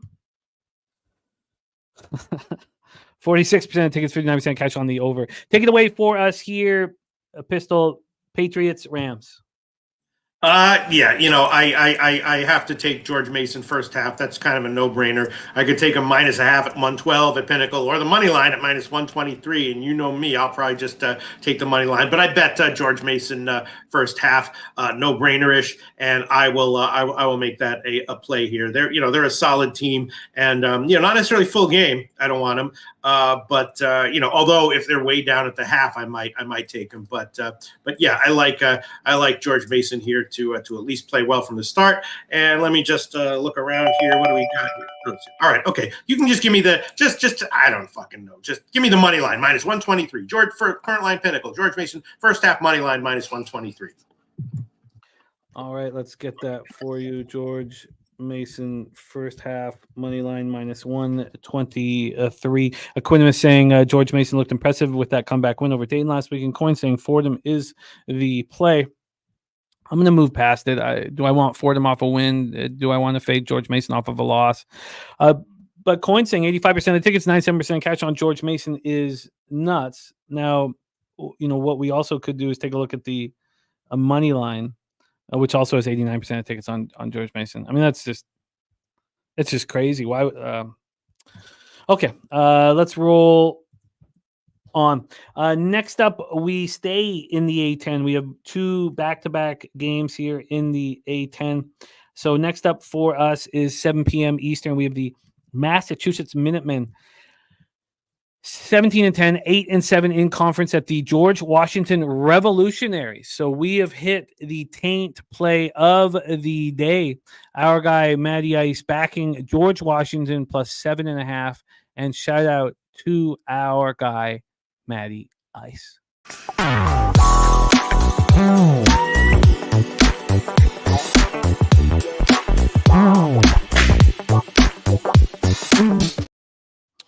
UMass has lost 2 of their last 3. They just lost at home to the Bonnies 75-67 on Saturday. While George Washington is in the throes of a losing streak. Can't seem to get their act together. But Matty Ice pumped up. This is a 10-game losing streak here. And it all started with an 81-67 loss at UMass. That's where it all started. Can George Washington bounce back? Now, that was a close game before UMass pulled away. They shot 50.8% from the field. So can George Washington deliver some Rebenga here? Let's take a look at the situation line-wise here. First, with the total sitting at 157.5. This opened up at 160, so we have a 2.5-point move towards the under.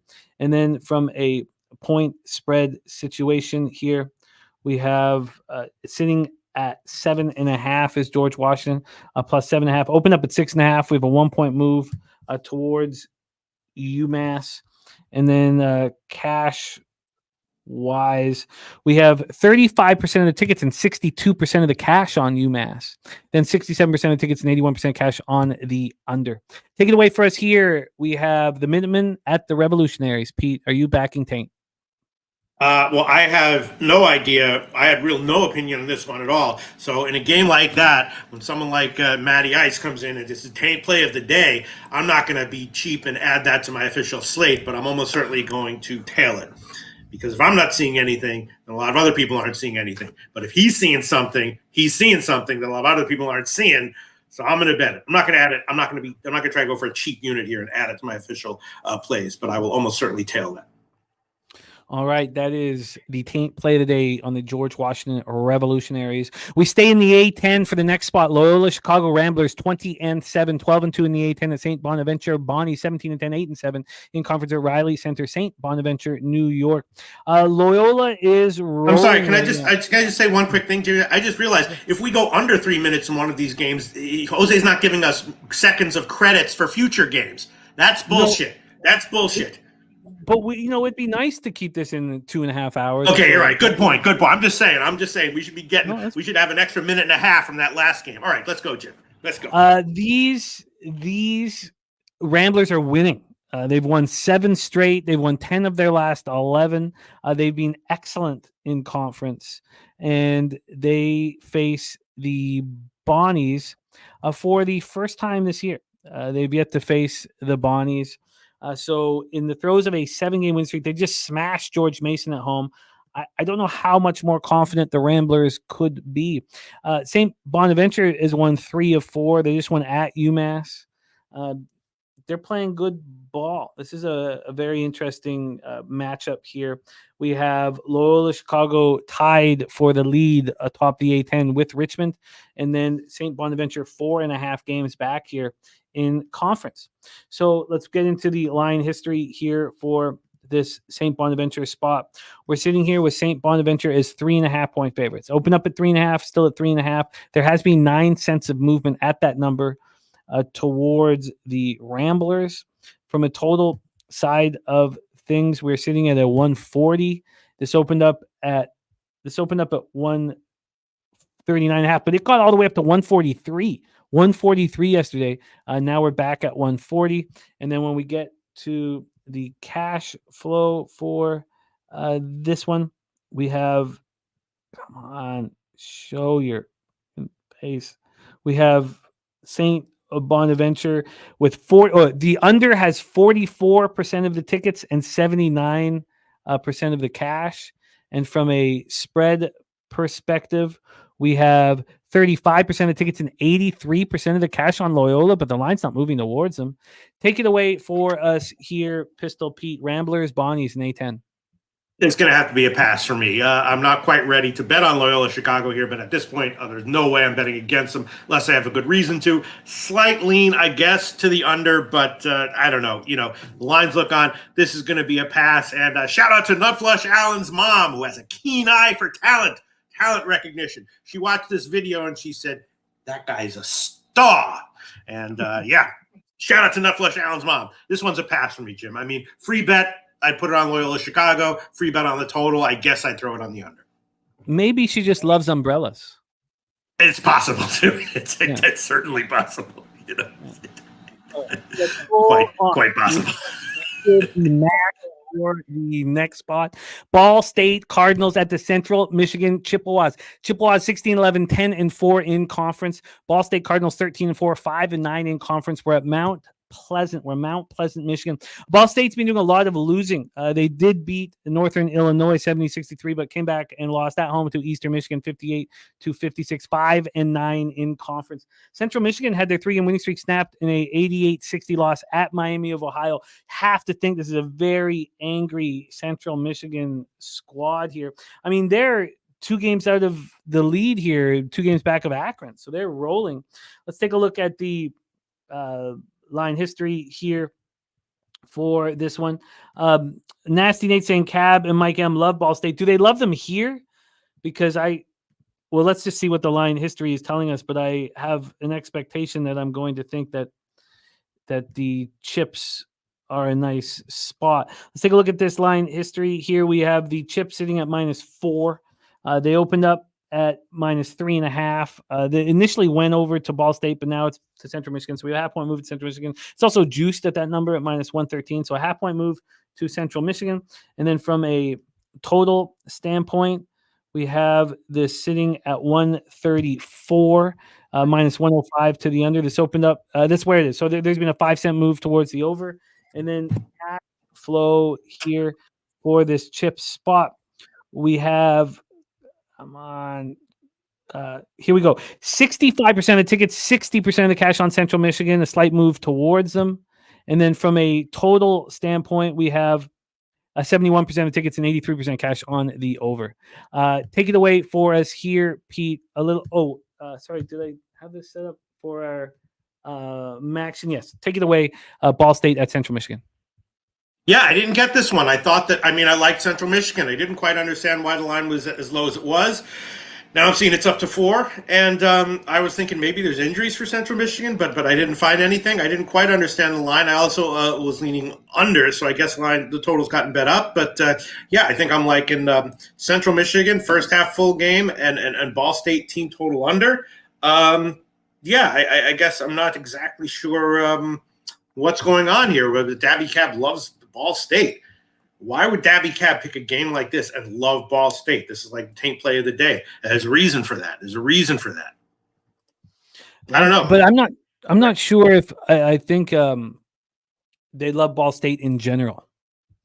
I don't know if they're talking about this game here, and I don't want that to mess with us. Don't want that to mess with us. There's our guy. Okay. I like Central Michigan. I guess do I want to give them at the current line -4 and maybe the first half? I think I probably will, Jimmy the Bag, but I want to think about it a little bit. But I like Central Michigan. Right. You have every right to feel uncomfortable. This line is put out with a team that's 10-4 in conference at home against a team that's 5-9, and it opens up at 3.5 and drops to 2.5. I mean that now it's back up to 4, isn't it though? Now it's back up to 4, but who is making that move? Who is betting on the so I mean that would make me extremely uncomfortable. And it could be market manipulation where they're like they love it at 2, but because of their curve they don't love it at 4, so they want to get it down to 2 and then slam it on the money line or something like that. Yeah, I'm a little bit head scratchy. I'm probably going to make a play on it, but I want to just think about it for a second. All right, then let's roll on. Next up for us, we have Kent State Buffalo. Kent State Buffalo. Now, last Tuesday, Pete, I did put lipstick on the pig of Buffalo, and I cashed it. very easily at home versus Eastern Michigan. Do we want to do that again? They've lost 3 of their last 4. The Bulls, they just lost 91-72 at Western Michigan. They haven't been playing well, and Kent State hasn't been playing well either. These teams did meet up, and it was a Kent State just destruction. Kent State beat Buffalo 83-52, and we're up 51-22 at the half. I mean, it was just Kent State shot 53.4 from the field and 58.3 from 3, while Buffalo shot 32.1 and 21.4. I mean, it was disgusting. Do the Bulls have any heart? Can the Bulls fight back in this spot? All legitimate questions that we will send over to our Pistol Pete Loshak. They're coming off, Kent State coming off the 83-70 loss at Akron, but at home they beat Western Michigan 63-61, and Buffalo just lost to them by 19. So line history wise here, we have, as from a total, let's start with the total here. We have it sitting at 146. It's juiced to the over. This opened up at 145 and a half, it's now 146.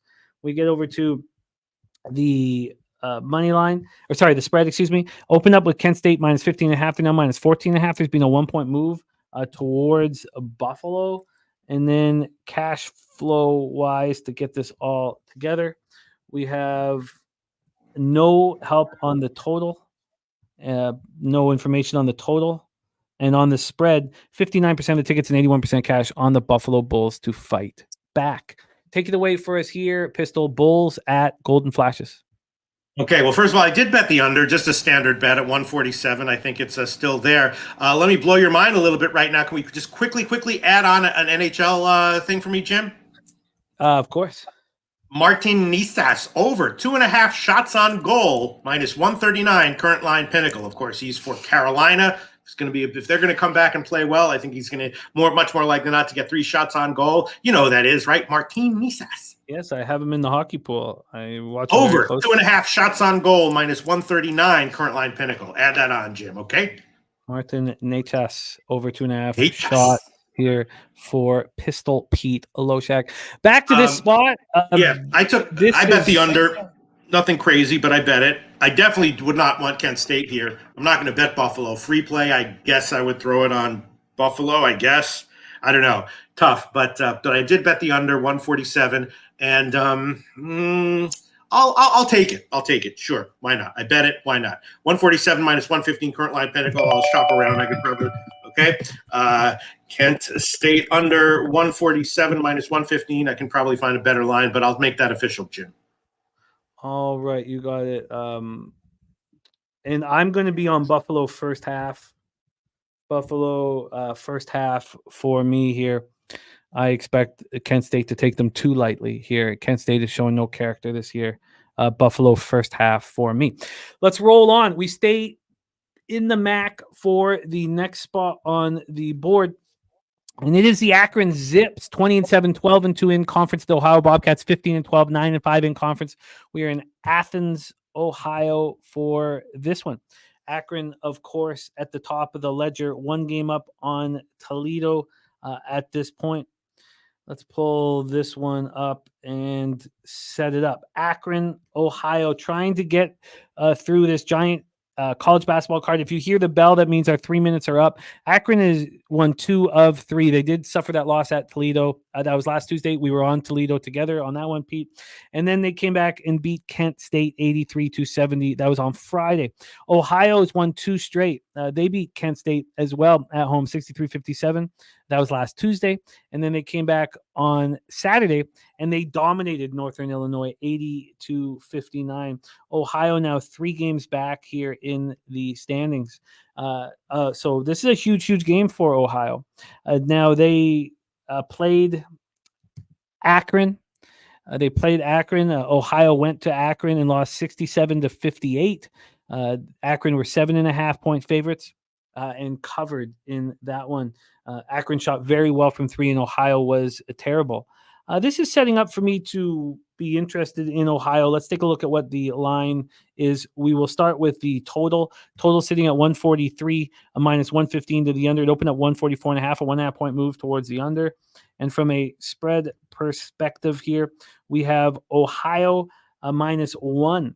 This opened up at a pick'em. It's come to -1 a couple times. It is juiced. I think we'll probably have a better idea of what the hell's going on if we go to the money line. Let's move over to the money line here for this one quickly and get over to Pistol Pete Loshak. On the money line here, we have Ohio at -115. They open up -118. So no movement whatsoever. We have 69% of the tickets and 41% of the cash on Ohio. And then 40% of tickets, 73% cash on the over. I would like to be on Ohio here. I don't think the market correlates enough for me to do that. Are you going to be moving on this one, Pete? Well, I did bet Ohio. I'm seeing a little bit of movement in the other direction for Akron. And, it makes me nervous, although this also reminds me of the San Diego State, Utah State game, I think it was, where I was like, the matchup. I like Utah State at home, and I was like, the matchup makes me nervous. But then, of course, they did win. The matchup is tough because Ohio's been shooting very, very well, but Akron has a great defense. So, that's not great. Teams that are like, due for regression, shooting wise, when they go up against a good defense, that's not a good spot to buy them to bet on them in, and that is what the situation here is for Ohio. But they're at home; they're a good team anyway. Maybe they'll get a couple home calls. I don't know. I bet Ohio at Pick'em, and I don't really want to make it official, but I did bet Ohio. Might be on the wrong side. I can understand your concern with the market. That will keep me off of it, but I wanted to be on Ohio. Let's roll on. We stay in the MAC for the next spot on the board. Northern Illinois Huskies 9-18, 3-11 in conference. At the Toledo Rockets 17-10, 11-3 in conference. So yes, they're playing. The second worst team in the conference, Toledo is. But the fact that they're one game back of Akron, will that have them playing hard here? Northern Illinois coming off just a debacle at home versus Ohio, 80-59 on Saturday. And Toledo, we last saw them lose at Bowling Green, 76-68. We had a lot of great cappers on the show give out Bowling Green plus the points. At Bobano, I believe, gave out Bowling Green plus the points. I'd have to go over that again. So that snapped Toledo's 2-game winning streak here, but they're back at home, where they have been tough to beat. The question is, are they going to take Northern Illinois seriously? Let's move over to the line history here. I've got the money line set up, so let me just move over to point spread. And here we go. Northern Illinois on the road at Toledo is sitting as 15-point dogs. This opened up at 14.5, went down to 14, but 13 minutes ago it moved back to 15. So we have a half-point move towards the Rockets. Then from a total scenario, we have a 155. This opened up at 157.5, so we have a legit move towards the under. And then from a cash flow standpoint here, sorry, let me get this up here. We have on the total, we have 75% of the tickets and 69% of cash on the over, and yet it's dropped 2.5 points. On the side, you have 22% of tickets and 40% of the cash on Northern Illinois. Take it away for us here, Pistol Pete Loshak, Huskies, Rockets at Savage Arena in Toledo, Ohio. Well, I took Toledo first half and full game. It's gone the other direction a little bit. I don't quite understand that. Yes, Toledo's not a reliable team against, you're absolutely right. Like, they beat Akron, great game, but you're absolutely right. They do not necessarily steamroll, the double as a home double-digit favorite. Look at Miami, Ohio, Ball State, Buffalo, and Toledo's kind of always been that kind of program that I don't like to bet on as a big favorite. But I did it again here. They are off a loss. And Northern Illinois, they're just like kind of a crap. I don't like that Northern Illinois is off a big loss as well, but they're on the road. And I don't know. I took Toledo first half and full game. Might have been a mistake. I'm a little bit worried that Toledo might be one of those teams that's like, shaving a couple points here and there. You know what I'm saying? Yeah, I said it. You know what I'm saying, Jimmy the Bag? This would be the perfect time to do that. Yeah, I'm saying they got a nice win over Miami, Ohio. Didn't cover. Nice win over Ball State. Didn't cover. Nice win over Buffalo at home. Didn't cover. They did cover against Western Michigan. The nice win over Ohio didn't cover, and then they steamroll Akron. So it's a little bit iffy, but I don't know. I bet Toledo first half and full game. I guess I have to give one of them officially. All right, we can move on, but I definitely bet them though. And there's you said that Mel. Go ahead. There's Mel, my girl, all over the Canucks with me. Mm-hmm. All over the Canucks. I agree. It's best bet on the board, Mel. And when we align like this, we cash. Every time that Mel's got her favorite spot, it's my favorite spot too. Love hearing that, Mel. Take it to the bank, man. Smoking Tree on the over 5.5 Minnesota, Carolina, Leafs money line, Washington, Detroit under 6.5 in Arizona, Montreal over 6.5. Okay, so let's roll. Are you going to make any of those official, or we move on? All right, whatever. If they're shaving points, they got me again. I'll take them first half -8, -117. I'll take Toledo. That's a current line of Pinnacle. First half -8, -117. It's like, I don't know, Jimmy the Bag. It's a little bit iffy, It's like people always talk about like they can't. They know that governments have been corrupt all throughout human history, but they can't admit that it's happening right now. We know the point shaving has happened all throughout history. It's hard to admit that it's happening right now. And I might be betting into a point shaving team here in Toledo, but I'll take it. -8, first half -8, -118. On paper, they should just, because Northern Illinois also has a couple guys down as well. So Toledo should roll. First half -8, -117. Current line at Pinnacle. You are in business. Let's move on. We stay in the MAC. Miami of Ohio Redhawks, 13-14, 7-7 in conference. The Bowling Green Falcons, 17-8-6 in conference with the Stroh Center in Bowling Green, Ohio. These teams met in a 78-73 victory for Bowling Green. They went into Miami of Ohio and took care of business. At the time, Bowling Green were looking very strong, 13-4. Overall, 4-1 in conference. Miami of Ohio has been improving as the season has gone on. Now, they were favorites in that spot, Miami of Ohio, and didn't deliver. So I guess the record didn't mean too much there. But Bowling Green has that first victory. They're coming off that destruction of Central Michigan, 80-60. You go back to their last couple road games, they've lost by margin, the Redhawks. Bowling Green coming off the 76-68 win at home versus Toledo. That snapped their 3-game losing streak. Let's get into the line history here for this one. We have from a total perspective, we are sitting at 145.5. This opened up at 143. It's down to 144. There was a big move 30 minutes ago, 1.5 point move. So it's only a half point higher than what it opened at. And then when we get to the spread for this one, we are dealing with the Falcons as 3.5 point favorites. Opened up at 3.5, staying at 3.5, no movement. Interesting to see what the cash is for this one. From a cash flow standpoint, we have, that's not the wrong Ohio team. Sorry, let me move over to the Redhawks. We have, 62% of the tickets and 95% of the cash on Bowling Green and no movement. Wow. 78% A little movement. Seen a little movement. Slightly juiced. Pinnacle's 116. I've got Pinnacle at -112. Why don't I refresh it? See if it's changed. Oh, no, of course, I'm on Bet Online. That's why. I'm on Bet Online -112. Bet Online movement.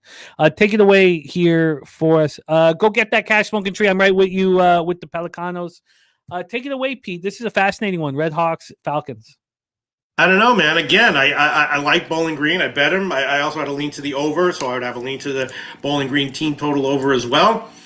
I don't know. Maybe these MAC lines are, I don't know. I like Bowling Green here. What can I tell you? I like them first half. Bet them first half full game. Both these teams coming off wins. The Miami win was a convincing win at home. I don't want them on the road, but they do have Rebenga. This is a stay off spot for me. Okay, I guess I'll stay off as well, but I definitely bet Bowling Green, and I would also be liking their team totals as well. Maybe I'll just take those. It's like 73.5 full game. I think that's that's something that I was liking, and the first half over as well. All right, you know what? Let me just man, Jose Bouquet, shut the fuck up with that fucking thing. We've gone under 3 minutes in like half of the. No, I'm kidding around, Jose Bouquet. Yeah, I love it. I fucking love it. Ring that bell, baby. Ring that bell, baby. All right, I'm going to take let me just think what I'm going to do here. Jesus. All right, go ahead. Do you want me to set up Western Michigan, Eastern Michigan, give you another 45 seconds? Yeah, you know what? I'll just take the buy because I want their team total and the first half team total. I like Bowling Green here. All right, you know what? For now, I'll just take their Pinnacle team total over 73.5 -109. Bowling Green. Oh, sorry. Very interesting. Sorry, give me that one again, Pete. Bowling Green team total over 73.5 minus 109. I'm going to do a little line shopping to see if I can get something better, but 73.5 minus 109. You are locked in with Bowling Green team total over. Let's roll on. We stay in the MAC. This is our last one in the MAC. This is our last 7 p.m. game. Western Michigan Broncos 10-17, 7-7 in conference. The Eastern Michigan Eagles 11-16, 4-10 in conference. Ypsilanti, Michigan here. And don't forget about our horse race. Our horse race popping off at the end of the show. $50 on the line. Shout out to Juan Ruiz, who won last Tuesday. Here we go. Western Michigan Broncos at the Eastern Michigan Eagles. Western Michigan off back-to-back wins at home. They beat Miami of Ohio badly and then beat Buffalo badly. And that came on the throes of a losing streak on the road. So back-to-back wins at home for Western Michigan, and now they head back out on the road. Now, they played Eastern Michigan, and they beat them up badly. They beat them 73-56, dominated from the get-go. Eastern Michigan was atrocious. Western Michigan played sloppy, but it didn't matter. They took control from start to finish. So they have that in their back pocket. Let's talk about Eastern Michigan. Winners of 2 of their last 3, just barely beat Ball State 58-56 in their last spot, the weak Ball State. But, Eastern Michigan 4-10 in conference, Western Michigan 7-7. So can Eastern Michigan deliver any kind of Rebenga here in this spot? Let's take a look at the line history here for this one. We'll start with the total. It's at 145.5. It opened up at 144, so we've gone up 1.5 points. It was up to 146. Then from a point spread perspective here, we have Eastern Michigan at +2.5. This opened up as a pick'em. So a 2.5 point move to Western Michigan. Interesting that it would open up at a pick'em. Absolutely wild. And then from a cash flow standpoint for Western Michigan, Eastern Michigan, on the total, you have just 12% of the tickets and 28% cash on the over. That's interesting. It still has a 0.5 point move. And then look at this. Eastern Michigan has 94% of the tickets and 95% of the cash. And we have a move towards the Western Michigan Broncos. Absolutely wild market moving. Poe went up, says Western Michigan should never be a favorite away ever. Public perception last couple of games has created this number. Take it away for us here. Pistol Pete, last 7 p.m. game, Western Michigan, Eastern Michigan. Yeah, another one. More MAC lines that I didn't quite get. Maybe the entire fucking conference is fixed. I don't really know, but I didn't understand why Eastern Michigan was a dog. I also thought the total was too high. I like the under at 144. Now it's up to 145.5. So I don't really know what's going on here, Jimmy the Bag. But I don't know what's going on here, Jimmy the Bag. I'll take a shot with the under though. 145 minus 115. I'm seeing a pinnacle. I don't understand. I can't tell you why it's gotten bet up. I don't agree with it necessarily. But a 145.5 minus 111 at Heritage. I'm seeing that. Look at that. All right. I will make sure I've got the right game here. Okay. Yeah. I'll take that. Heritage line right now under 145.5 minus 111. Western Michigan, Eastern Michigan under 145.5 minus 111. I also like the first half under as well. Maybe I'll double up. I just don't quite get this. Total really. Well, we must keep rolling, Pete, and keep a brisk pace. Did you want to add the first half with the full game? All right, why not? 68.5 minus 109. That's current line at Heritage as well. Western Michigan, Eastern Michigan, first half under 68.5 minus 109. Official play, current line at Heritage. Matty Ice liking that under a lot here, and he knows. I like the full game under more than the first half, but I'll take both. Let's roll on. We head to the Big 12 and a big one. The BYU Cougars, 19-8, not embarrassing themselves in the Big 12, 7-7 in conference. At the number 7 ranked Kansas Jayhawks, 21-6, 9-5 in conference. We're at Allen Fieldhouse in Lawrence, Kansas for this one. BYU coming off a 10-point loss at Kansas State, 84-74 on Saturday. They lost their to at Oklahoma State as well on the road. That the 2 losses over the last 3 games both came on the road. We go further back now. They lost at Oklahoma 82-66. You have to go back to the February 3rd when they won at West Virginia to find their last road victory. And they haven't played Kansas. So this is their lone opportunity to face the Jayhawks. That is the situation for BYU. Losers of 2 of 3 coming off a 10-point loss. And then Kansas has won back-to-back games. They beat Oklahoma at Oklahoma 67-57, and then went at home over Texas 86-67 in a very impressive performance on Saturday. 19-point win for Kansas. Let's take a look at the total for this one. We're sitting here at a 156.5. This opened up at 153, so we've climbed 3.5 points. From a spread perspective here, we are dealing with a 6.5 for Kansas, minus 6.5. This opened up at 7. Sorry, just moved to 7 4 minutes ago.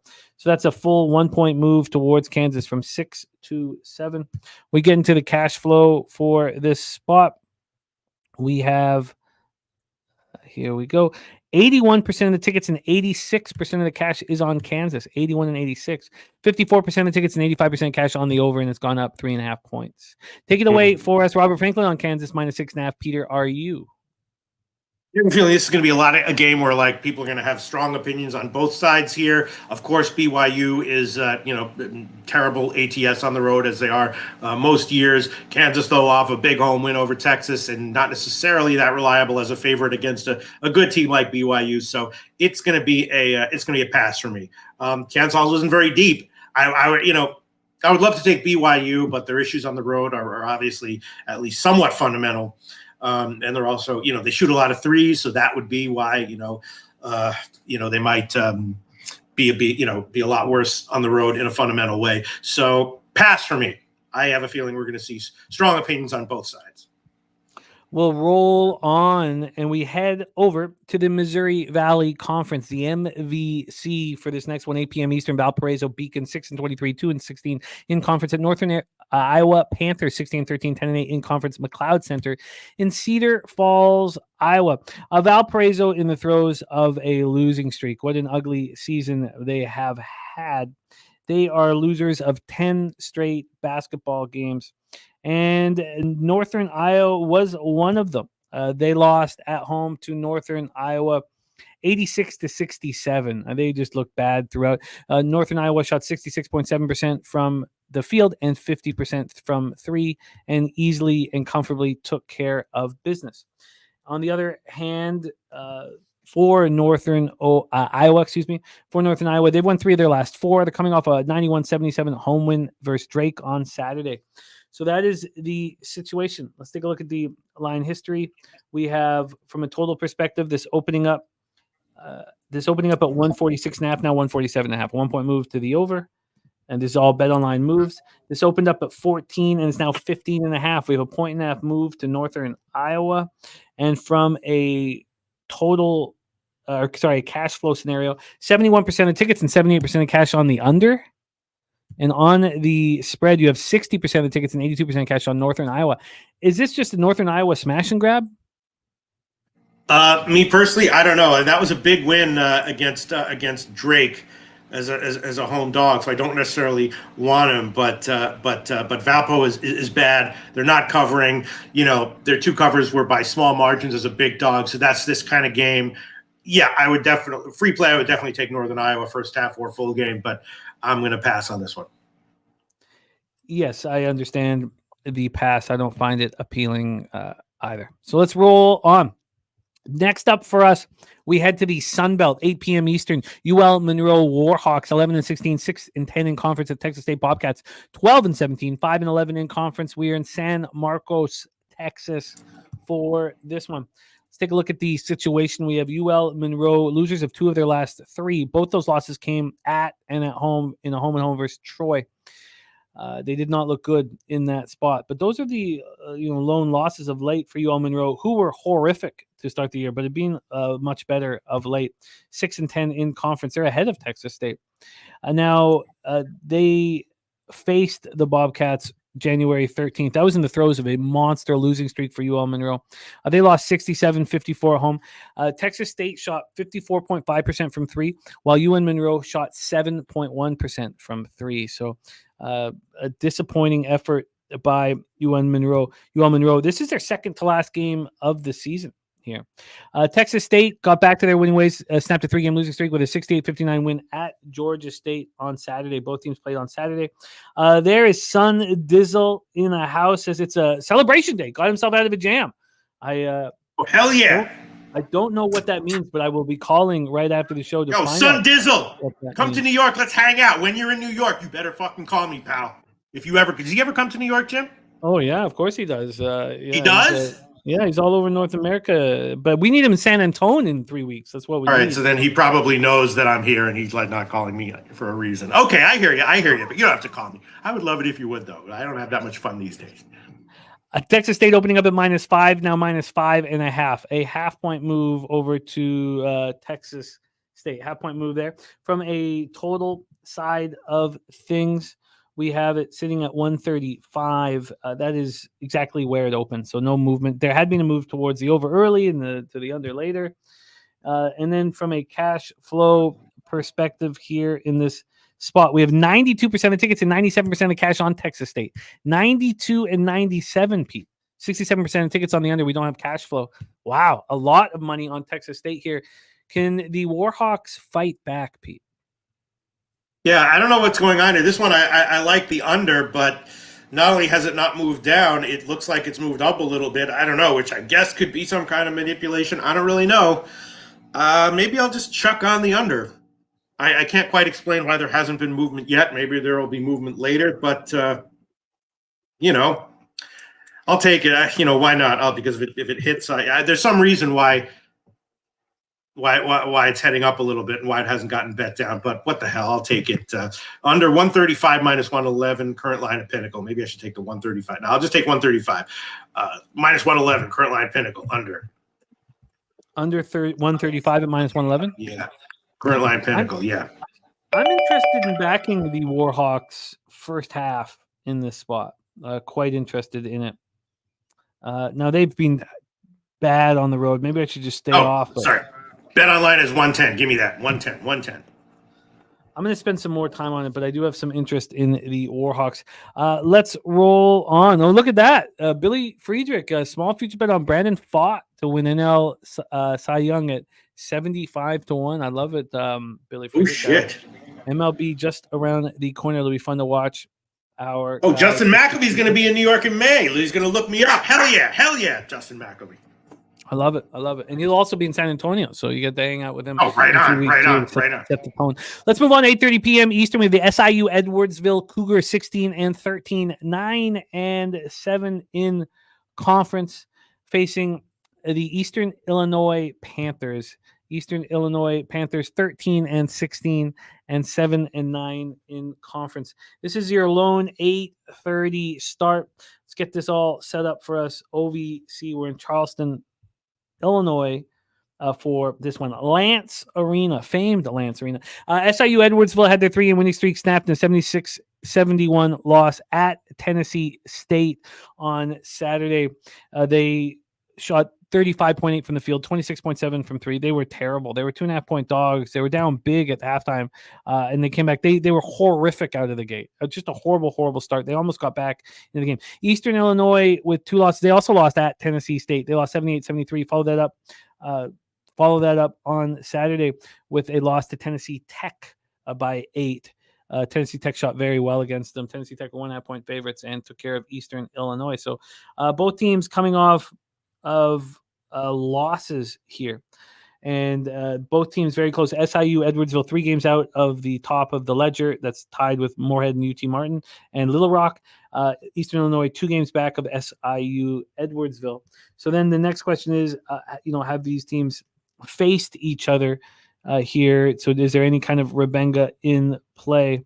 And yes, they faced each other. It was a 67-58 win for SIU Edwardsville at home, and Eastern Illinois shot abysmally in that game. So let's bring up the spread then and the total for this spot here and see what Pete has to say about it. This is sitting here with Eastern Illinois plus 1.5. They opened up at +1, so the half-point move to SIU Edwardsville. From a total perspective, we're dealing with a 140.5. It is juiced -117 to the under. Oh, it moved up to 142. 30 minutes ago. So we have a 1.5 move towards the over. 1.5 move towards the over. And then cash flow wise, 55% of the tickets, 75% of the cash on SIU Edwardsville, 23% of tickets and 34% cash on the over. And we just had to move towards that over. Take it away for us here, Pete. A little action here in the OVC. Panthers at home to the Cougars. Yeah, I don't know. This is another one where I didn't quite understand why Eastern Illinois should be a dog, but obviously some people are seeing something that I'm not seeing, unless there's some injuries, which I'm not aware of. I'm not super up to date on all the injuries, but yeah, I don't know. People I respect are on SYU Edwardsville. I kind of disagree with that, but I'm not going to bet it. No, I probably will bet it, but I'm not going to give it as an official play. I was leaning Eastern Illinois. People I respect like Edwardsville, though, for sure. Let's roll on. We head to big boy action, the ACC, for back-to-back games. We start at 9 p.m. Eastern. Wake Forest Demon Deacons 18-9, 10-6 in conference. At the Notre Dame Fighting Irish 10-17, 5-11 in conference. South Bend for this one. Wake Forest coming off back-to-back wins at home, beat Pitt by margin, and then beat Duke by 4. Feeling good about themselves. Now on the road, they have had problems. Notre Dame has been winning at home, losing on the road, but they're back at home. They're coming off an 88-85 loss at Syracuse, where they got off to just an abysmal start. Wake Forest at Notre Dame is our next spot, and these teams have not met yet this year. These teams have not met yet this year, so this is their lone opportunity to go up against each other. Let's pull up the line history. Oh, I may have skipped a game. Thank you. I will check that out here. And I don't have it on my worksheet. We're good. We're all good. That's coming up in a couple games, Jose. Wake Forest, Demon Deacons, Notre Dame Fighting Irish. Let's get into the line history here for this one. This total is sitting at 133.5. Opened up at 133, so we have a half-point move towards the over. And then from a spread perspective, we are sitting here with a 6.5. This opened up at 7.5, so we have a 1-point move towards Notre Dame. There had been a 1.5 move towards Notre Dame. We have a 1-point move towards Notre Dame. And then cash-wise here for this big one, popping off at 9. 71% of tickets and 91% of the cash on Notre Dame. At least the line's moving towards them. 86% of tickets, 65% cash on the over. Take it away for us here, Pistol Pete, Loshak, Wake Forest, Notre Dame. Well, these were no-brainer plays for me when they came out. I bet Notre Dame. I bet the under. Notre Dame is obviously a crappy team, and Wake Forest is a very good team, but Notre Dame's at home. You know, they lost Syracuse last game, shot well from 3, so I don't necessarily love betting them because of that in this spot. But, you know, the huge game for Wake Forest, and Notre Dame's probably going to be scrappy as hell in this one. Probably keep it slow. I bet the under 135. It's gotten bet down, and I bet Notre Dame. I don't remember if I got 6 or 6.5. I think I tried to get 6.5. I don't remember what I actually got, but we'll definitely take Notre Dame first half plus 3.5. And the under right now I'm seeing is still 133.5. It's cutting a little bit close, but I think that's probably still an okay thing to do. So I think I'm going to take under. I think I'm going to take Notre Dame first half. I mean, full game might be the better bet, but yeah, and maybe I'll bet at a halftime bet, but I can't not bet those. All right, so I'm going to make both of those bets. I'm going to take Notre Dame first half, and I'm going to take the under as well. Although the under, maybe the first half under is better. I don't know, but I'm going to take shit. All right, fucking Jose chat. Jesus fucking Christ. All right, I can't even concentrate anymore. All right, under. I'll line shop around Jimmy the Bag, and I'll tell you what. Well, I'll give you the pinnacle lines, and then I'll see if I can get something better. I'll take. All right, I should probably take 133.5 minus 109, but just to I'll take that. Under 133.5 minus 109, current line of Pinnacle, and the first half is Notre Dame plus 3.5 minus 120. Shop around. I'm going to shop around a little bit, see if I can get something better, but I'll make both of those official plays.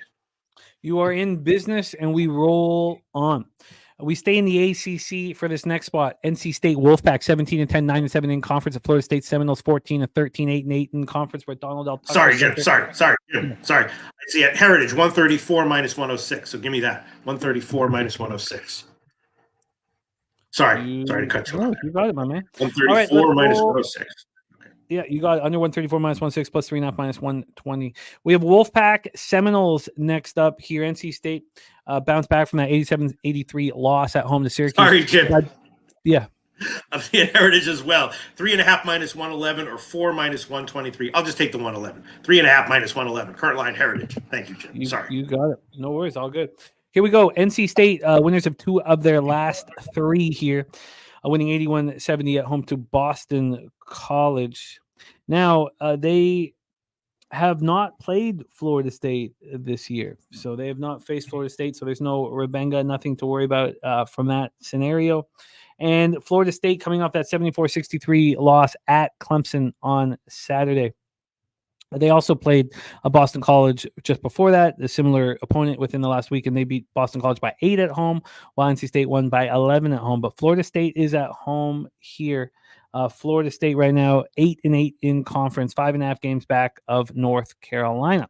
Let's get into these. There's our guy Kent Davies in the house. Nice to see you, Kent. Let's get into the line history here for this one. From a line history standpoint, we have Florida State at -2.5. -2.5. They opened up -1.5. So we have a 1-point move towards the Seminoles. Then from a total standpoint, we're sitting at 151.5 at -113. Half-point move towards the over. And then when we get to the cash flow here for this one, we have gone too far. Sorry. We have 51% of the tickets and 85% of the cash on Florida State line moving towards them, then 86% and 84% on the under. Take it away, Pete. What are your thoughts here? Seminoles at home to the Wolfpack. I took modest plays on Florida State first half and full game, and I took a small shot with the over as well. Though I don't necessarily like that one quite as much, but yeah, I took Florida State. I mean, yeah. Florida State's going to have to execute. You know what I mean? Their pressure D is going to have to get it done against NC. I mean, NC State's a good team. You know what I mean? Their offense works, but at home, I'm hoping that Florida State is a good team, but a little bit inconsistent. But I think that they are worth a play here. I think I got 2, so that's nice. I don't know if I want to take a 2.5. I guess I could do a safe sing and buy down to 2 -123. Yeah, I'm not going to take the money. All right, I'll take that. I'll take Florida State -2, -123. Official play. Full game. I'm interested in joining Florida State. I expect to be right with you here.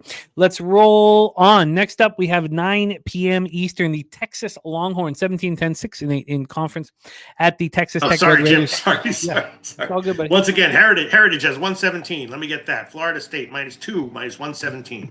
You got it. Longhorns, Red Raiders next up in the Big 12. We head to Lubbock, Texas for this one. Let's get this all set up here for it and roll. Again, this is 9 p.m. action. We got a lot of big boy 9 p.m. action. And here, Texas versus Texas Tech is a big one in college hoops. Texas coming off that 86-67 loss at Kansas, champing angry group. Texas Tech 8-6 in conference, while Texas is 6-8 in conference. This is a huge game for both squads. Yeah. Both squads coming off of losses of 2 of their last 3. Both coming off bad road losses. I mean, very, very similar situation here. And we have already had a win by Texas Tech to get this matchup started. They went into Texas and beat them. It was a very impressive win, 78-67. They shot beautifully, 52.8% from the field, 46.7% from 3. Now, they were out-rebounded by Texas, but it didn't matter because they shot better. Can Texas head to Lubbock and return the favor? That is the question here. Let's take a look at the line history. This has Texas Tech -3.5 at -105. They opened up at -5, a 1.5 point move towards the Longhorns.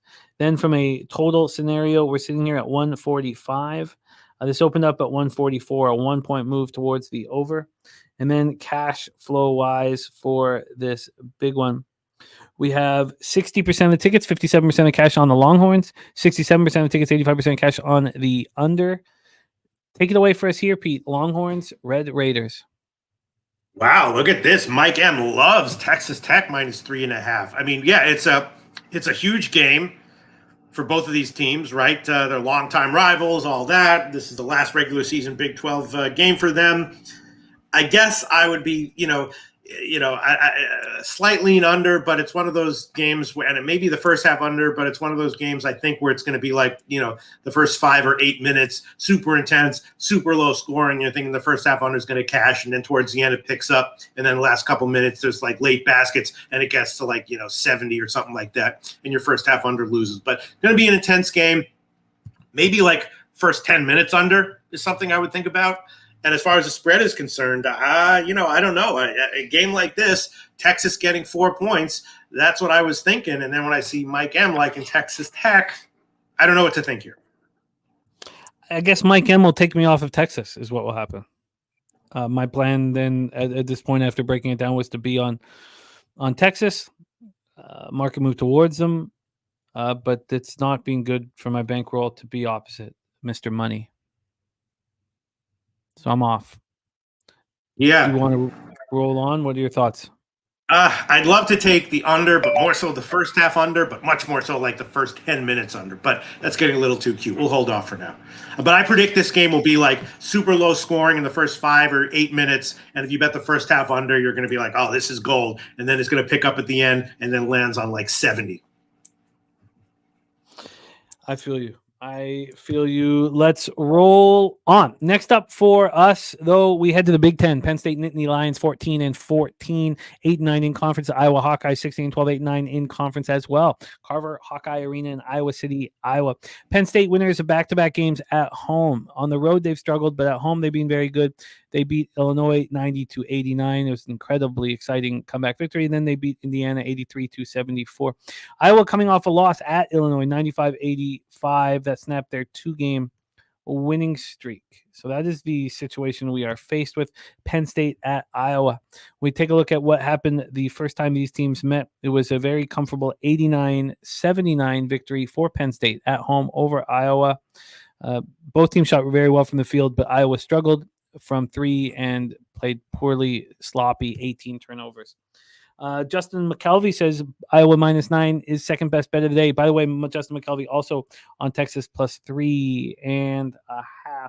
Let's get into the line history here for this spot. Nittany Lions at Iowa. We have Iowa sitting at -9 at -106. They opened up at -7. Just a huge move, huge 2-point move towards Iowa. When we get into the total for this one, we are sitting at 164. A huge total. This opened up at 160. Actually moved to 163.5, but a 1-point move towards the under. And then when we get to the cash flow for this one, we have 36% of tickets, 39% of cash on Penn State +9. Line moving towards Iowa pretty drastically. And then 31% tickets, but 60% cash on the under. Take it away for us here, Pete. Nittany Lions at Hawkeyes. I was thinking about the under, actually. But, Penn State obviously has, been okay ATS recently. And Iowa has, in general, been bad ATS all year. Although last 3 games, the games have caught up. So I think it's going to be a pass for me. Lean to the under, though. But that's a very contrarian lean. I'm going to pass here. All right, we have a pass here. Jason worked like an Iowa -8.5. Justin McKelvey saying it's the second best bet of the day. Billy Freeze says he really likes Penn State getting this many points, and Troy Torrance has the under on his radar. You have, if a first half bet, if I gave you $500 on the first half spread bet, what would you do?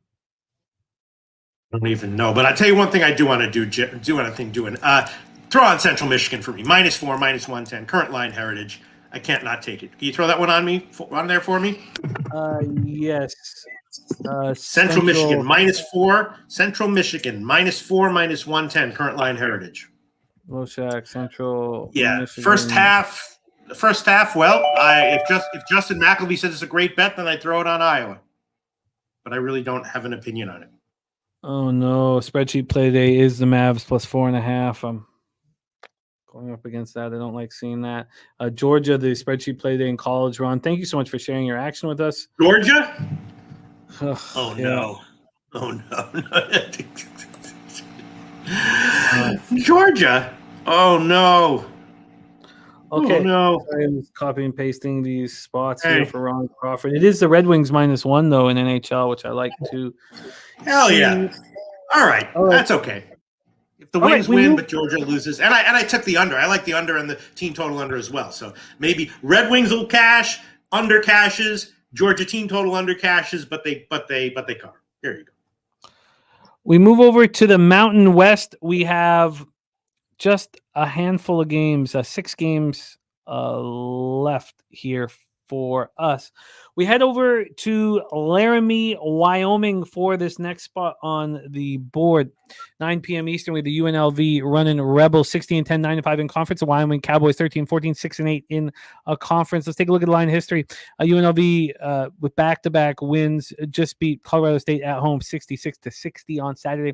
Wyoming, on the other hand, coming out back-to-back losses, and their only win was at San Jose State. They've struggled. They lost by 20 at home to Boise State. So UNLV, Wyoming. Now, they played earlier this year, not too long ago on February 3rd, and Wyoming was held to 48 points at UNLV. They shot 16% from 3, and UNLV only turned the ball over 4 times, winning that game by 14. What was the spread? Let me just quickly take a look at what the spread was on that one. That was UNLV is 9.5-point favorite. So here we go. Start with the line history in this one. We have on the total perspective, it's sitting at 143.5. It opened at 144.5. A 1-point move towards the under. On the spread here, we have Wyoming at +5 right now. +5, interesting number. This opened up at 5.5, so we have a 0.5-point move towards Wyoming. And then let's take a look at the cash flow. On the cash side of things here, we have 13% of the tickets and 16% of the cash on UNLV. I'm shocked to see this much action on Wyoming. 87 and 84, 67 and 60 on the over. Take it away for us here, Pete. Rebels, Cowboys. This one's going to be a pass for me. I mean, Wyoming is getting decimated. It's a very weird. I don't have a good read on the Mountain West right now, and pass. I mean, and also high volatility because of the amount of threes that's probably going to happen. So this is a pass for me. Move on to SEC action. Next up, we'll head back to the Mountain West after this. Vanderbilt Commodores 7-20, 2-12 in conference. The Arkansas Razorbacks 14-13, 5-9 in conference with Bud Walton Arena in Fayetteville, Arkansas. Let's get into this one. Vanderbilt has lost 3 straight games. Lost at Tennessee by 32. Lost at home to Georgia by 12, and then lost at Florida by 13. Now, they did have a win over Texas A&M at home, 74-73. I mean, we were on Vandy in that spot. That was our first show together, back in action 2 weeks ago. And then Arkansas, winners of 2 straight. They won at Texas A&M 78-71, and then they beat Missouri 88-73. These 2 teams are at the bottom of the ledger. Only Missouri underneath Vandy and Arkansas. So then the question is, have they played each other this year? And that answer is negative. They have not faced each other this year. It's the first time that they're facing, that Vanderbilt is facing the Pigs. All right, let's get into the line history here for this one. By the way, Justin McKelvey moving on Wyoming, and Truth Teller also with Ron Crawford on the Mavericks against me here. So let's go. Vanderbilt, Arkansas. Let's talk about the line history. We have, from a total perspective, it's sitting at 145. That's where it opened. It did drop to 144.5 for a little bit, but it's right back where it started. And then from a side perspective here, we have Arkansas -10. They opened up -8.5, got up to 10.5. It's still a 1.5-point move towards them. And then when we look at the cash in this one, we have 42% of tickets and 9% of the cash on Arkansas. Big bets have come in on Vandy, but the line's not moving towards them. Take it away for us here, Pete. Commodores, Razorbacks. Yeah, I won't say this is the best bet of the card necessarily, or maybe it is, but it was definitely the most obvious. I'm definitely going to be on it. Play of the card, and that is Arkansas. I took Arkansas. I got them at 9, and then I took the first half as well. You know, Arkansas is they're kind of a desperate team right now. 3 straight margin ATS covers and still looking for more. They're also a top 20 preseason top 25 team. Now they're sort of coming into their own a little bit. And of course, Vanderbilt is a kind of a dog of a team right now, not doing well ATS even as a dog. So it's not a huge line. So I think even as the line's gotten bet up a little bit, can't not take Arkansas, and I will double up. Sure, why not? Arkansas first half and full game. Quote the Pinnacle lines right now. Arkansas first half. Pinnacle has minus, what are you seeing here? Minus 5.5, minus 114. And the full game is minus 10. And that is minus 107 current line of Pinnacle. If they lose, that's okay. But I think it's worth doing. So, and I did it. So there you go. Double up spot for Pistol Pete. We have 4 games left on the college basketball slate before we get into NBA. Next up for us, 9 p.m. Eastern. It's all Mountain West to finish off today's card. Boise State Broncos 19-8, 10-4 in conference at Air Force. Falcons 9-17, 2-12 in conference. We're in Colorado Springs, Colorado for this spot. Boise State has won 3 straight, coming off a 20-point win at Wyoming on Saturday. And Air Force stopped that losing streak. A very impressive 78-77, a shocking impressive 78-77 win at New Mexico as 18.5-point underdogs. They shot the ball well. They were out rebounded, but they shot the ball very well and got the win. Do they come back to earth here in this spot against Boise State, who are 10-4 in conference? Do they come back to earth? So now they played earlier this year, and it was just destruction. Boise State won 94-56. And not only that, but this game was tied. It was tied at 27 with 3.5 minutes left in the first half before Boise State just completely took over. The pig milk play of the day is Boise State minus 9.5. Let's get into the line history here for this spot. We have Boise State sitting at minus 9.5, minus 110 at Bet Online. They opened up at 10. We have a half-point move to Air Force. From a total perspective here, we have it sitting at 134, juice to the under. This opened up at 136.5, so we have a 2.5-point move to the under. Big shout out to JP Taylor, gifting a Pub Sports Radio membership. Thank you, JP. Love it. Truth Teller says Cavs are 0-5 against the spread last 5 games. I like those types of spots, Truth Teller. I feel like Cleveland will find themselves, but we'll talk about that spot here in a second. So cash flow wise here in this Boise State spot, 81% of tickets, 87% of cash on Boise State. Line's not moving towards them, and then no information on the total. Take it away for us, Pete. Any interest here in Mountain West? Not really, but first of all, give me a minus 112 on the Arkansas first half, minus 5.5 current line at Heritage. I see first half minus 5.5, minus 112. This one is tough. I have a good read on Boise State at times, but the Air Force confused me a little bit right now, and this game is a pass for me. I'm sure there might be value here one way or another, but pass for me. Yeah, with the horrific beatdown that Boise State gave Air Force, and Air Force coming off that great game, too many things that aren't correlating. Let's move on. 3 games left here, 10 p.m. Eastern. Next up, the number 22 ranked Utah State Aggies, 22-5, 10-4 in conference at Fresno State Bulldogs, 11-16, 4-10 in conference, Save Mart Center in Fresno, California. Take a look at the line history here for this spot and the rest situation. Utah State winners of 3 of their last 4, coming off that win at home over San Diego State, 68-63. Very tightly bunched there at the top. They're tied with Boise State, 10-4. San Diego State just a half game back. Fresno State has lost 3 straight. They just lost at home on Saturday to San Diego State. They stay at home. Utah State hasn't played since last Friday. And last Tuesday, Utah State was the spreadsheet play today, the taint play today, and Justin McKelvey was on them as well. And they all cashed here. Robert Franklin also liking Boise State minus 9. Billy Friedrich says Utah State wins by 20 or more. Jason Work says, are the Habs going to lose again? We'll go over that briefly at the very end of the show, but Slatsy, who is in Montreal, believes, who's been fading them nonstop, is backing them here. I'm on the other side, unfortunately, Jason. Makes me nervous. Billy Friedrich says Utah State wins by 20.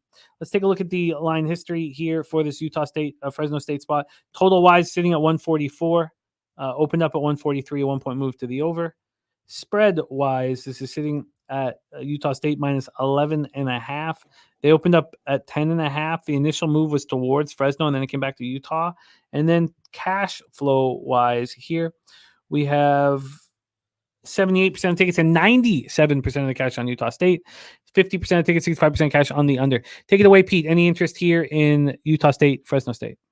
No, not really. My first thought was maybe a sneaky play on Fresno State first half, but there's people that I really like and respect, like in Utah State to various degrees. So this will be a pass for me. All right, 2 games left here before we get into NBA. Got to keep this brisk pace here to try and be done the show in 26 minutes. Let's roll into this next spot. It is Nevada, Colorado State. Nevada, Colorado State next up for us. We have the Wolfpack right now, sitting at 22-6, 9-5 in conference. Colorado State 28, but 8-7 in conference. This is a very good conference. Nevada has won 3 straight. They bounced back from the 83-82 loss at home to New Mexico, to the Lobos. Barely got past UNLV, but at UNLV, and then beat the 2 lowly Wyoming and San Jose State teams by margin. Colorado State coming off 2 tough road losses. I find this an appealing spot for them. 2 tough road losses against good basketball teams, and now get to come home and face Nevada. Let's take a look at what happened the first time these teams met. It was a 77-64 win for Nevada at home. They won by 13. Colorado State shot poorly. Nevada was 4.5-point favorites and covered easily. All of this keeps becoming more and more appealing to back Colorado State, but they are big favorites here. Are they too big of favorites? They opened up at 5.5, and they're now at 7.5. Big move towards them. And then from a total side of things here, we are dealing with a 140.5. This opened up at 138. It's gone up by 2.5 points. And then when we get to the cash flow for this, 35% of tickets and 63% of cash on Colorado State, 78% of tickets and 94% cash on the over. I find Colorado State very appealing, but I am late to the party. Pull One Up says Blackshear is out for Nevada. He is their anchor. Without him, it's going to be difficult to stay in the game. Equinimus saying no Blackshear. Jake Burns saying no Blackshear. Take it away for us here, Pete. Wolfpack, Colorado State. Well, I did hit Colorado State when it was 5.5, but a guy I really respect picked off the Nevada +8 line at DraftKings when it got there. So but that's just a guy he's also a guy who beats moves, and he knows this line's going to move. So if he thought Colorado State was a good bet at 5.5, he would have hit it, and he didn't. He did take Nevada when it hit 8 though, so that makes me nervous. I took Colorado State at 5.5. No Blackshear, of course, matters. I think Colorado State is probably still an okay bet at 7, but nothing great, nothing crazy. Obviously, Colorado State, huge home road splits, home edge, and so what can I tell you? I bet Colorado State at 5.5. Yeah, but I don't think I'll give it at 7 as an official play. Interesting. A lot of great lines picked up by cappers in the chat. Maybe this has gone too far at this point. Julian Cesario got the -5 as well. All right, let's talk about the final game here on the card before we get into NBA. 11 p.m. Eastern, the San Jose State Spartans 9-19, 2-13 in conference at the number 20 ranked San Diego State Aztecs 21-7, 10-5 in conference. Let's set up this final spot on the board, and then we will have completed 31 games in college basketball, Pete. A very, very difficult task here. Let's see. So San Jose State coming off their 3rd straight loss, losing by 21 at home to Nevada. That came on the heels of losing by 32 at Boise State. San Diego State coming in off just crushing Fresno State, 73-41. So they also beat Colorado State and New Mexico at home. Can they get up for the lowly Spartans here? Can they get up for the lowly Spartans? They played on January, was it 9th or 19th? 9th. And San Diego State just got past San Jose State, 81-78. Just barely got past them by the skin of their teeth as 10.5-point favorites. Does that make them stronger here? They know that if they play poorly, that San Jose State can be in this game. This total is sitting at 139.5. Opened up a 139.5-point move to the over. And from a spread perspective, this is sitting at 21.5. San Jose State 21.5-point favorites. Opened up at 21, a half-point move towards them. And then cash flow wise here for our final spot on the board, 20% of the tickets and 57% of the cash on San Diego State, 80% of tickets, 88% cash on the under. Take it away for us here, Pistol Pete, Spartans, Aztecs. Well, I did take, my standard small shot with the under at 138.5. Now it's up to 139.5. I know that the first game was very high scoring, but, I think that this will be more of a clampdown game for San Diego State. As you said, they did get a scare by San Jose State earlier in the year. So I don't think they're necessarily going to be worried about this, but I don't think they're going to be, playing no defense. So I took a shot with the under. Maybe that was wrong, but I bet it. I don't know if I want to give it officially, though, but I did bet it. I mean, the market's telling me it's just a smash and grab, but it's a huge spread for, a 3-point game the last time these two teams met. The Aztecs are trying to, show that they belong in the top 25. Maybe it's just an absolute beatdown. God, I'm going to put some question marks there. All right, let's review all action here in college basketball and then get on to NBA and keep a quick pace there. So, Taint play the day, George Washington plus 7.5. Pull one ups on Ohio, a money line, Eastern Michigan money line, Colorado State -6. There you go. Colorado. Oh, that must be. Oh, I'm getting that confused. Sorry, that Colorado State spot we just talked about. Oh yeah, Colorado State at home -6. That makes a ton of sense to back them here. Pig milk play of the day is Boise State -9.5. Smooth balls play of the day is Kansas -6.5. Gerald Jones is on the Houston Cougars. Justin McKelvey also on Colorado State. That's the stacks play of the day. Dabby Cab on Kentucky first half plus 2.5. So let's get into the college basketball action. I'll try to be very quick here. Taint play today, as I said, George Washington. And Coach Minton is on Kentucky plus 3.5. George Mason -1.5. Wake -6.5. Boise State -9.5. Loshak's on the under 132.5 and first half under 63 in Davidson Dayton. I'm interested in Mississippi State. I'm kind of interested in Davidson first half. Take a little bit more time on that. Loshak's on Syracuse -1. I'm interested in Pittsburgh. Loshak's on the under 1 or on the over 142. I expect to be on LSU. I know the line's been moving in their direction, so I'm going to have to spend a bit of time on it. Loshak's on Georgia, team total under 74. Loshak's on George Mason first half. We stayed off of the Minutemen and the Revolutionaries, although we know Taint play of the day is there. Loyola St. Bonaventure was a stay off. Loshak's on Central Michigan -4 at -110. He's on the under 147 in Buffalo, Kent State. I'm interested in Buffalo first half. Going to take a little bit more time on it. Akron, Ohio, no action. Loshak's on Toledo -8. He is on Bowling Green team total over 73.5. He's on the under 145.5 in Western Michigan, Eastern Michigan, and the first half under 68.5. We stayed off of BYU, Kansas, Valpo, Northern Iowa. I'm interested in UL Monroe. It looks like it might be a first half spot, but I'm interested. Loshak's on the under 135 at -110. Stayed off of SIU, Eastern Illinois. Loshak's on Notre Dame first half plus 3.5 and the under 134 in Wake Forest, Notre Dame. I'm going to be on Florida State. Loshak's on Florida State -2. Texas Tech, we stayed off. Mikey Money liking Texas Tech a lot. Iowa first half, I find appealing. I'm going to spend more time on that. We stayed off of UNLV, Wyoming. Loshak's on Arkansas first half -5.5, full game -10. We stayed off of Boise, Air Force, Utah State, Fresno State. I'm interested in Colorado State. Has the line moved too far? That's the decision I have to figure out. And then is San Diego State, do I want them as this giant of a favorite? Another decision I will have to make.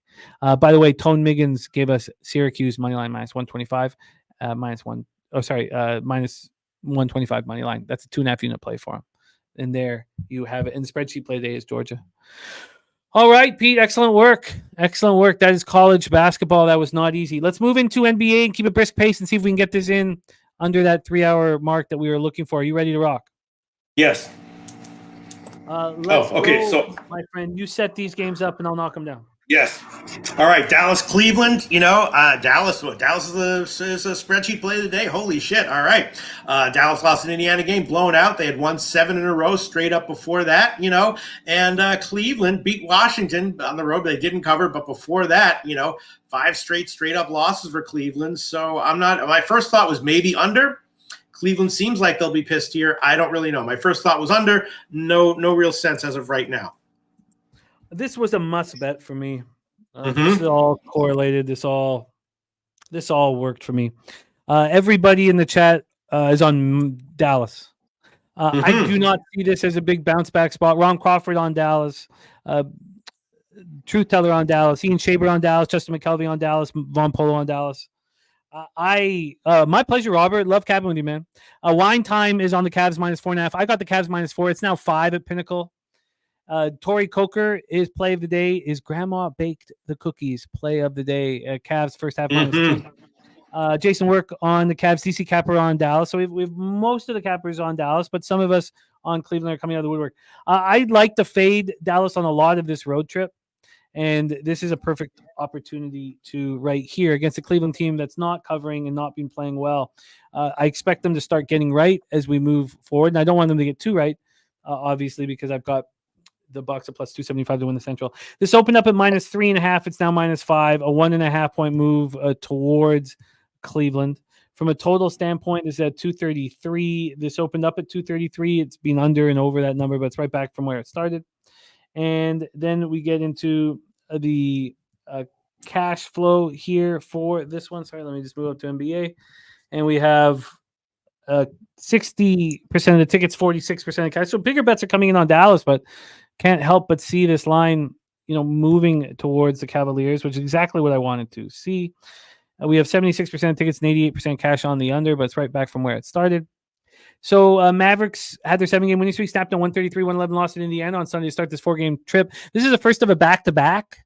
They play at Toronto tomorrow night. The Cavs snapped their 2-game losing streak with a 114-105 win at Washington on Sunday. And this is the first of back-to-back for them as well. They play at Chicago tomorrow night. I love this spot. Love this spot for the Cavs. Yeah, I wish that Dallas didn't just lose badly, but I would like to fade them on the road, and I'd like to fade them here, and I did. I'm on the Cavaliers -4 at -114. Pistol Pete, any interest here? No, but I did take Max Strus on an alt rebounds and assist line, 9.5 over at +235, and I'll check to see where that line is now, and maybe I will add that one on myself. But I also hit a little bit the Donovan Mitchell points over prop, but that is long gone. I got a good a line there, but yeah, I'll put this one out. I'm still seeing +235. Max Strus. Assists and rebounds over 9.5 +235. Jim, assists and rebounds. BJ says Mavs show value at this number. I can understand. This is more of a psychological angle for me. I think that the Cavaliers play very, very well, with Kyrie coming back to Cleveland. This will just be a very exciting spot for Cleveland. They've been playing poorly. They've not been covering. They've been losing their backers' money, and I think they turn that around here. I love that line is moving towards them, and I am on the Cavaliers here against Dallas. So we'll see. Kyrie going back to Cleveland, and we'll see how this all breaks down. My dude says, Jimmy, first game for Kyrie against the Cavs with the Mavs. Yeah, it's going to be a very fun basketball game. And I just think the Cavaliers will take care of business. We roll on, set up. By the way, that line I quoted was from Caesars, over 9.5 +235. Go ahead. Beautiful. My dude loving Kyrie for 20 and Luka to get 6 boards. Take it away. Set up Brooklyn, Orlando, Pete. Oh, yeah, Brooklyn, Orlando. Well, Nets on a back-to-back, right? Blew out Memphis last night. I had the under in that one, which cash is nice. But they are not covering. Magic back home after a 3-game trip, right? And no Banchero for the last game, but now he's going to be back here. And I think that maybe Orlando, even minus the big line, is worth a shot. The Nets off the. I know a lot of people. Like the Nets, maybe even our own Troy Torrance like the Nets. I don't remember. I didn't tail that, though. Feels like Orlando -9 is a play. I felt that as well. I haven't moved on it. By the way, this total opened up at 214.5, now at 212.5. And from a point spread scenario, we have it sitting now at 8.5. So there's been a 1.5 point move towards Brooklyn. I don't want Brooklyn after everything went so right for them. There's our guy Gamble Stein in the house. I was wondering myself, I was like, why have I called him Gamblestein over the years? Maybe I just feel like it rolls better, but it's not Frankenstein. So, you know what? Now I'm seeing Pinnacle. Yeah. Pinnacle has 8.5 -107. I'll make that an official play. Orlando Magic -8.5 -107. Current line Pinnacle. -8.5 and -107 for Loshak here in this spot.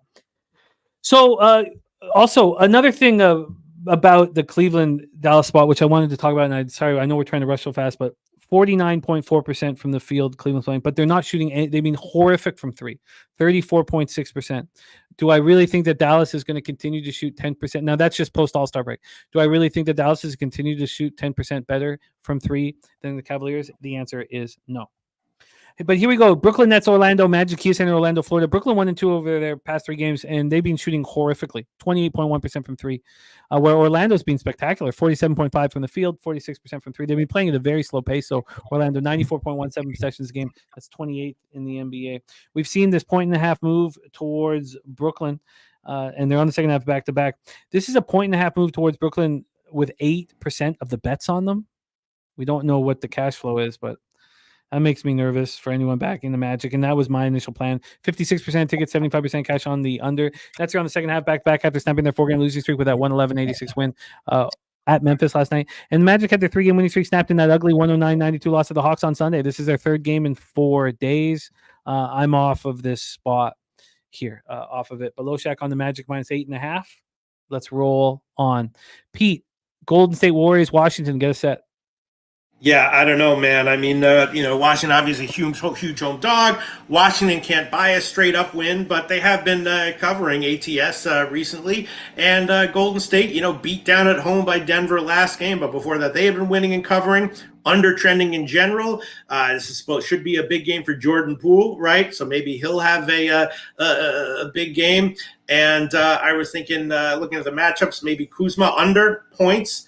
22.5 or whatever it is, but I don't know. Maybe Washington to cover, Pool props over. Maybe, I don't know. What do you think, Jim? I couldn't quite figure out, exactly how they were going to attack Pool, who's now not starting. I couldn't quite figure it out. The game time decision as well could hurt them, but I wasn't at first. I thought, the Warriors are just going to smash and grab here. Wiggins is out, by the way. Wiggins is out. This opened up at 11, moved to 10.5, a half-point move towards the Wizards. And from a total side of things, this is sitting at 243.5. It opened up at 241, and the initial move was towards the under, surprisingly, before they started climbing quickly. Von Polo says Washington covers here. And my dude says post-All-Star break, teams playing defense finally.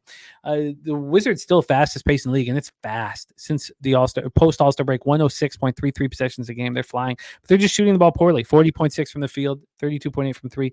The Warriors aren't shooting the ball very well. 44.4 from the field and 34.2% from three, and 2-1 over that stretch. The Warriors had their 3-game winning streak snapped in that 119-103 loss at home to Denver on Sunday. Wizards come off their 11th straight loss, 114-105 at home versus Cavaliers on Sunday. I couldn't really put this. I wasn't sure what to do with this spot. Yes, I think the Warriors bounce back. I do think that I don't see a Pool showing much here. I just think that he's just in the dumps. I didn't. Do you see Capper on Golden State -11? What were your thoughts here, Pete? Yeah, no, I really don't really have thoughts. Kuzma under points, maybe. That's the only thing I'm looking for a line for that right now. But that's what I was thinking about. I guess lean Washington if I had to give a pick. I mean, if I had a free play. Sean Pulliam on Washington first quarter. Let's just roll on because I found the next game extremely interesting. Actually, you know what? You can add that one on. Give me Kuzma under 22.5 points, -139. I'm going to shop a look at Pinnacle if I can see get better. But yeah, Kuzma under 22.5 points, -139. That's at Caesars, but I'm going to look around and see if I can get a better line. Okay, Jim? You got it. Yeah, keep looking, and you got it. Let's roll on, Pete. We have Utah Jazz, Atlanta Hawks. You want to set that up?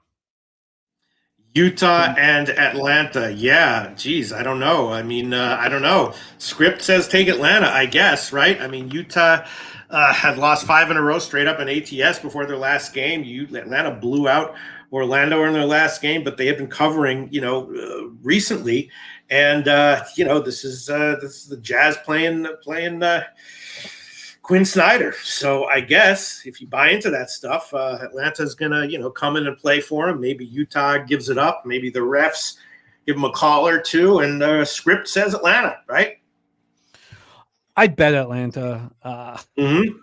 I really, and I'll talk about why, but let's go over the line moves because they've made me uncomfortable. This total opened up at 237.5, and it's now 237. And from a point spread scenario, Atlanta's -1.5, and it is juiced to them, which makes me feel a little better. I saw this go down to 1 at other books. Now, this opened up at 2.5, and it got down to 1.5 this morning. Then it got back to 2. I started feeling better. Now it's a 1.5, but it is juiced. Maybe we see a 2 in a little bit, which will make me feel a little better. When we get to the cash flow here for this one, 44% of the tickets and 82% of the cash is on Atlanta. Why is the line not moving towards them? It's 50-50 for the total and no help there. Utah 9-20 on the road, in Atlanta 14-16 at home at State Farm Arena in Atlanta, Georgia. Of course, Ice Trey not going to be around for a while. Neither is Okongwu, but we've seen Bruno Fernando and others step up, and Clint Capella not on the minutes restriction, and Jalen Johnson Sadiq Bay got to be big. And I do feel like Utah's vulnerable in this spot. Both teams shooting the ball nearly the same. Utah playing at a really fast pace, 4th fastest here, 104.5 possessions a game, 47.2 from the field, 35.1 from 3. The Jazz coming off snapping their 5-game losing streak, as you mentioned. The Hawks snapped their 3-game losing streak with that 109-92 win at home over Orlando on Sunday. I couldn't get over the fact, a couple things. One, we watched what happened when Zach LaVine left the Bulls. They became really good against the spread. In the market, I didn't think could understand fully that they were better, without Zach LaVine. And I don't know if I'm going to sit here and say that the Hawks are better without Trae Young on the court. But DeJounte Murray wants the run. And we saw what he did against the Magic when he had to run, one off of a triple-double. He looked excellent. And it goes back to the Wizards. When the Wizards lost Wall, when they lost John Wall and the Wizards started winning. This was back in like 2017. And that was the term, that was where everybody eats came from. The Wizards started saying everybody eats. And now with DeJounte feeding the ball to everybody, knowing that they're not going to have to, sit back and see Trae in isolation in important spots, I think the Atlanta Hawks are bet on. I think they're a bet on basketball team. And I had to follow through with it here. And I did. I'm on the -2.5. I hate the line I got, but I'm on them. Well, I'll make it official too. Yeah, the line has moved in the other direction. I'm seeing it down -1. Heritage has 1 -109, so I'll make that a play. Atlanta -1 -109 official play. Can't explain the line movement, but I will. I'll take it. -1 -109. Also, Jim, Pinnacle had for Kuzma under 22.5 -131. So give me that one under 22.5 -131. I thought you had 109 already. No. 139. 139. Oh, okay. Thank you. Yeah. -121. 120. Okay, beautiful. Okay, let's roll on. Set up the big one, TD Garden in Boston. Oh, and we found you a penny cheaper by Billy Friedrich. Thank you, Billy. -108. But take it away, Pete. For Atlanta? Yeah. Okay, great. Or maybe not, but it's great. Okay, Philly blown out last game, losing Embiid, terrible for them, right? Not winning, not covering, once in a while covering, but mostly ATS losing, Boston rolling, winning, they're about 50-50 ATS, but winning straight up. This spread, I don't really know. I did bet Tatum over rebounds. I took an alt line there. I think Porzingis is probably going to hit a couple threes, so I took that over 1.5 threes for Porzingis. As far as the spread is concerned, I don't really know. I guess I don't know. Maybe Boston just absolutely steamrolls them. I don't really know. What do you think, Jim? They're shooting so spectacularly well post break. I know it's only been 2 games, but it's unbelievable with the way they're playing. And I love that you're on that, Joseph Gomez. I'm with you with Cleveland. And by the way, my dude says Murray to get 20 points. Jimmy says Murray to get a steal. And also Collins' first game against Atlanta since leaving. Says love Collins 12 points and Collins to get a block. Loving those props for my guy, my dude. I love it. Keep rolling in your thoughts here. Von Polo on the over here. And it's Luca's birthday 228. So Luca's birthday tomorrow here. So maybe they can't go out tonight. They'll have to go out tomorrow night, second half double. They'll have to go out in Toronto. They'll have to be out here next tomorrow night for Luca's birthday. Interesting. Thank you for sharing that with us, Johnny K. Also, Truth Teller taking Man City -0.5 first half. Let's get into this spot. So Boston in their 2 games post All-Star break are playing at the slowest pace in the league very slow, 91.75 possessions a game. But they're shooting 55.5 from the field and 46.3 from three. I mean, talk about efficiency. They're rolling. The Sixers also playing slow, 22nd fastest pace, 96.83, 41.7 from the field, and 36.5% from three. Troy Torrance says Chicago Bulls has a fascinating market. Can't wait to get there. Troy Torrance will be courtside for the Bulls game this evening. Sixers Celtics. Let's talk about the line history here for this one. It's sitting at 12 right now. That's where it opened. So there's been a 5-cent move to the Celtics, just a 5-cent move towards them. Then from a total standpoint, sorry, gotta get this up here. From a total look, we have heard Von Polo liking the over in this spot. Let's just see where it is now. I just moved over there. From a total standpoint, we are dealing with a 231.5 juice to the under. So this has come up from 227.5. This is a 4-point move towards the over. So we have a huge move towards the over and no move on the total. DC Capper liking the over as well. Here we have 41% of the tickets and 89% of the cash on the Celtics, but the line's not moving. 75 and 62 on the over. Sixers, as you said, coming off their third loss in 4 games, 119-98 at home versus the Bucks. Celtics coming in off their 8th straight win, 116-102 at the Knicks on Saturday. Take it away for us here, Pete. Sixers, Celtics. Yeah, I am going to I'll give one official play. Porzingis over 1.5 threes. Pinnacle has 151, but Caesars only has 142. So that's interesting. I think that's probably an okay bet. You can add that on for me. Porzingis over 1.5 3-pointers, minus 142. Current line at Caesars. You got it. Porzingis over 1.5 threes. Nasty Nate says Celtics smash. Celtics second quarter. And Von Polo got that 227.5. Excellent job there. Let's. Oh, and my dude says Tobias Harris 12 points all day. Harris 4 rebounds all day. Drew Holiday to get a steal. We roll on. Nasty Nate also looking at KP block over. Pelicans Knicks get us started, Pete. You know, Pels off of 2 straight-up home losses as small faves. The Knicks 1-8 ATS last 9. Now they're on a back-to-back, right? They beat Detroit last night by 2 as a big home favorite, and it was a tough game at the end. They almost blew it. Pels were undermanned in their last game. Now they got some guys back, and I don't see how we don't take Pels. It's an obvious play, so probably a lot of public people will be on it. I don't know, but Pels full game and first half, especially first half, right? Pels first half, right? No, I moved on the Pelicans full game. I didn't double up here. I expect McCollum and Zion to both be in the lineup. For the Knicks, you know, we don't know. We know that Anunoby, Hartenstein, game time. So we know Anunoby, Randall are out. So Hartenstein, Brunson are both game time decisions here. And I like the Pelicans coming off a loss. And I like these great players on the Pelicans to be at Madison Square Garden. And I got a 3. Now sitting at 4.5 here. Ooh, wow. So I like everything about this. This is set up very nicely for me. From a total standpoint, it's at 217.5 and minus 107. This opened up at 219, so we've ever moved towards the under. And when we get to the cash flow here, this is kind of what I'm nervous about. And you're right, Pete. 81% of the tickets and 98% of the cash is on the Pelicanos. The only good thing we can say is the line's moving in their direction. But that makes me nervous. 78% of tickets on the over and lines dropped. That makes me very nervous here. But look, you beat the line by 1.5 points. What else can you do? Pelicans for me, Pete. What are your thoughts? Well, I guess I'm gonna give Pelicans first half. But what am I gonna have to take here? First half money line minus 165. The spread minus 2, minus 115. All right, I'll take the Pels first half. I'll search around and find a line that I'm gonna take. There's Gifted Cartel in the house. Nice to see you. BJ says clear Pelican spot. I'm right with you, BJ. Let's get it. And I believe that's his best bet. I'll go over all of my copy and paste. I pasted a ton, but I'm right there. Troy Torrance's database all over the Pelicanos. Yeah. Okay, so you can make it. I'll just take the Pinnacle line minus 2, minus 109. First half minus 2, minus 109. Pelicans. You got it. Minus 2, minus 109. All right, let's set up the Spurs, man. We're going to be there in 3 weeks, a little over 3 weeks. Take it away.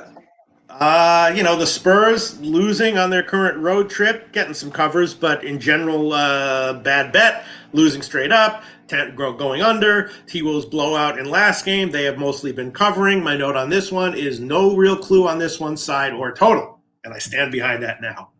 It's a very difficult spot here. We heard the Wemby props from who gave us the Wemby props. Why am I pulling a blank? Because they were very very interesting props. Let me just pull them up here quickly. We got Wemby. Oh yeah, and BJ's best bet is the Pelicans money line. I love seeing that. And I thought I had it here. I'll find it here in a second. Who delivered the Wemby props for us? Here I found it difficult as well. Tone Miggins. It was Tone, of course. It was Tone Miggins gave us Wemby threes over 1.5 in the double. My bad. And thank you for sharing that with us. Tone. Here, the Spurs are playing at third fastest pace in the league, very fast. 105 possessions a game. Shooting the ball well, 47% from the field and 41.5 from three post All-Star break. Minnesota, 13th fastest pace in the league, 99.5 possessions a game, 43.4 from the field, 34.2% from three. Coming off their fourth straight loss, are the Spurs 128-109 at Utah on Monday. They did not look good. The Wolves coming off their fifth win in 6 games, 101-86 at home versus Brooklyn on Saturday. This is the first of a back-to-back. They play at home again tomorrow night versus Memphis. Let's take a look at the line history. As I said, we did the total already, so let's get over to the point spread. From a spread perspective, they're sitting at 13.5, minus 13.5, opened up a 13.5 point move towards Minnesota. And then when we get to the cash flow for this one, you have 24% of the tickets and 56% of the cash on Minnesota, 84-77 on the over, and it's dropping. Billy Friedrich adding the Timberwolves team total over 119.5. Von Polo says not sure if Minnesota will care about this game. Troy Torrance says Spurs match up terribly against the Timberwolves. This is not comfortable. By the way, my dude has the player prop in the Pelicans-Knicks games. He's on Josh Hart, first game back against the Pelicans with the Knicks, getting lots of minutes. He likes Hart for 10 points. I'm off this spot as well, Pete. I couldn't find it. Okay, next game on the card, Detroit-Chicago. I know Troy Torrance very excited about this one. Detroit off of that close, dramatic loss at the Knicks. Bulls, off of a nice road win as a road dog. In general, they've been good ATS.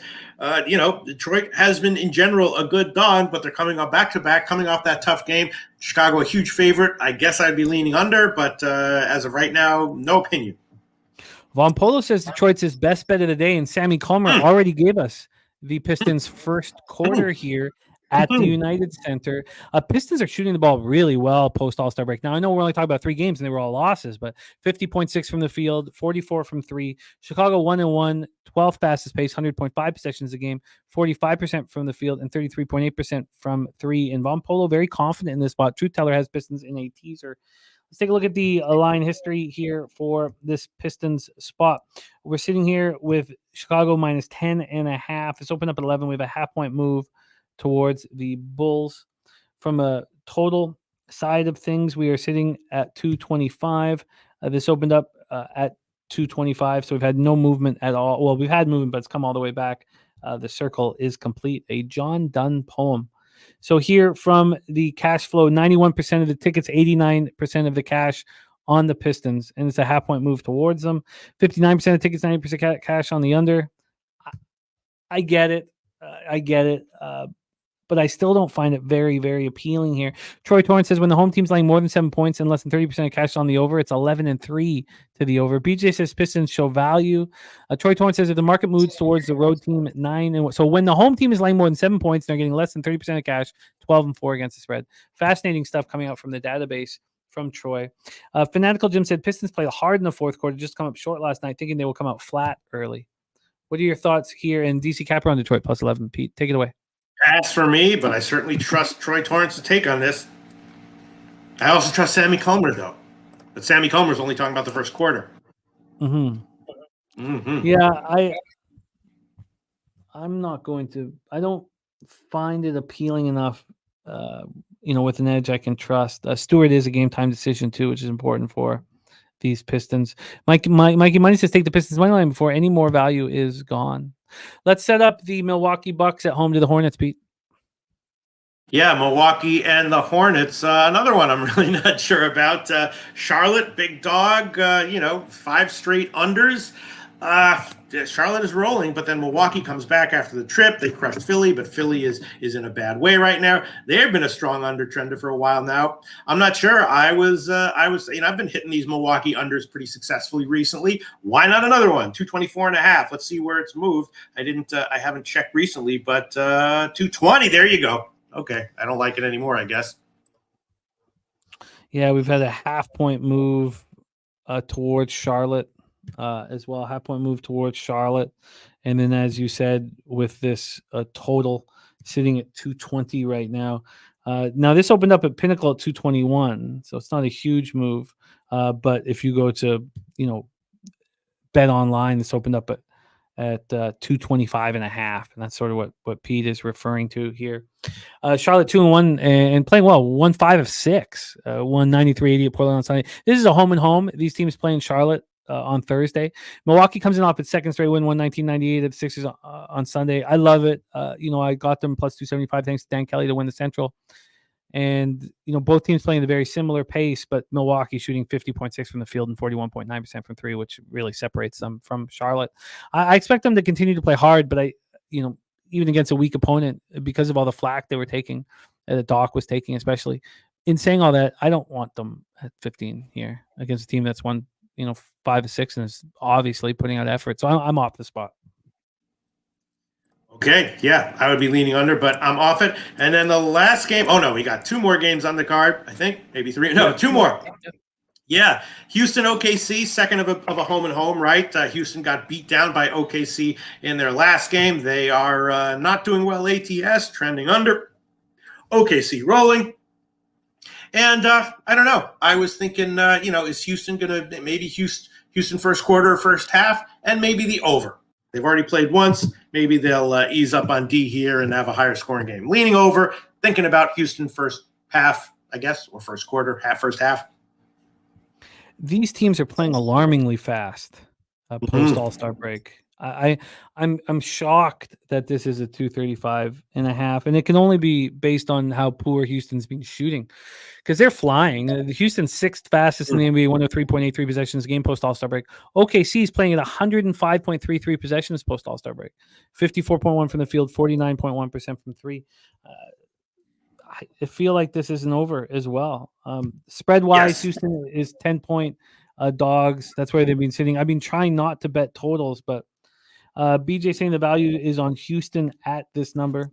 From a spread, the total now at 234.5. So this has not moved, basically. I mean, it did move to the over, but now it's come back. Yeah. And then I'll take it, Jim.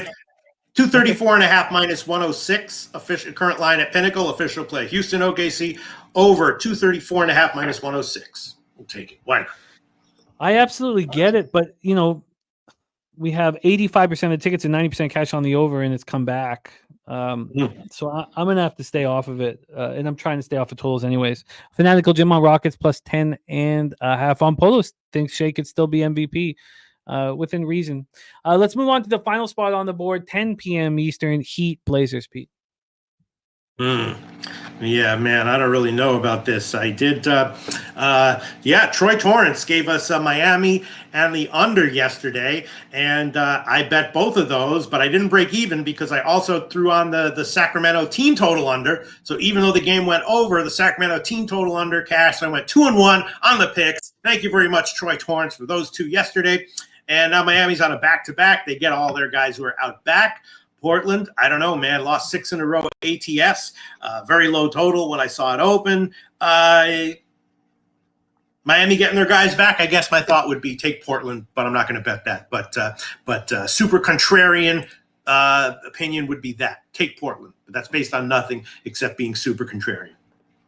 Mikey Money says road favorites off of a win or loss by less than 10 points as a dog are 25-3 against the spread facing a non-conference team if either team is restless. Von Polo saying Heat spot, and UPK Ayash Yalar, Guy Robert Cherry Pamper Pop parlay of the day is Curry 5 or more threes, Luka 30 or more points, Brunson 25 or more points, Shea 30 or more points.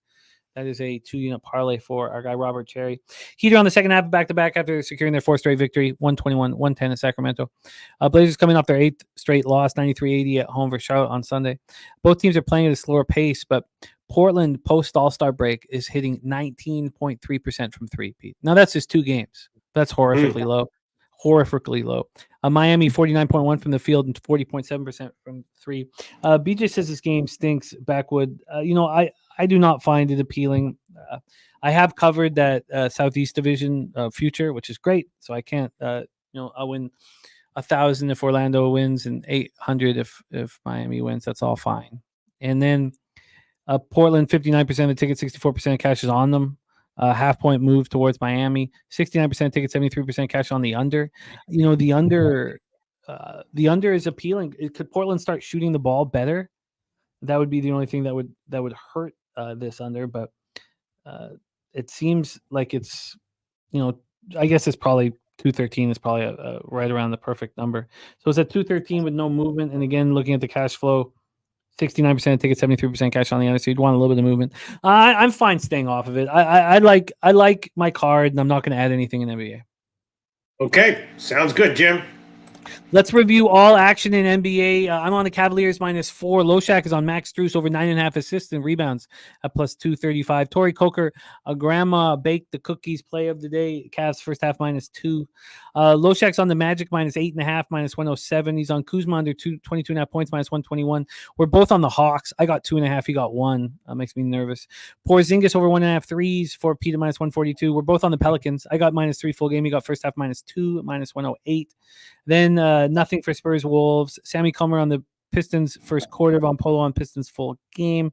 Mikey Money also liking the Pistons to upset. Loshak on the over 234.5 in Rockets, Oklahoma City Thunder. That makes so much sense to me, but I just don't understand why the total isn't moving. And then Miami Heat, Portland, no action. So if we are going to, right before our horse race, let's talk about our best bets for our guy Chang Kim.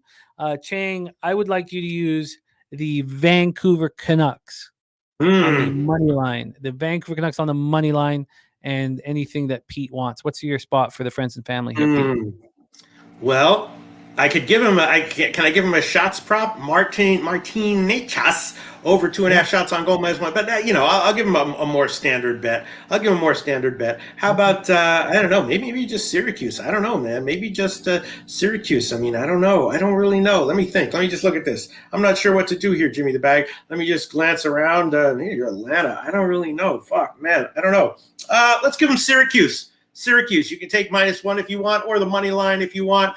I think that Virginia Tech probably will not be able to take advantage of Syracuse's weakness. If Virginia Tech is deadly from 3, great, but give them Syracuse -1 or money line, whatever you want to use. For Chang, Canucks and Syracuse money line. Pete, this has been an alarmingly long show, and I know you've got to go. Are you able to stay here for the horses in the review, or do you want to bounce because it's been 3 hours 15 minutes? Yeah, I mean, am I able to? Sure. Would I like? I'd rather not.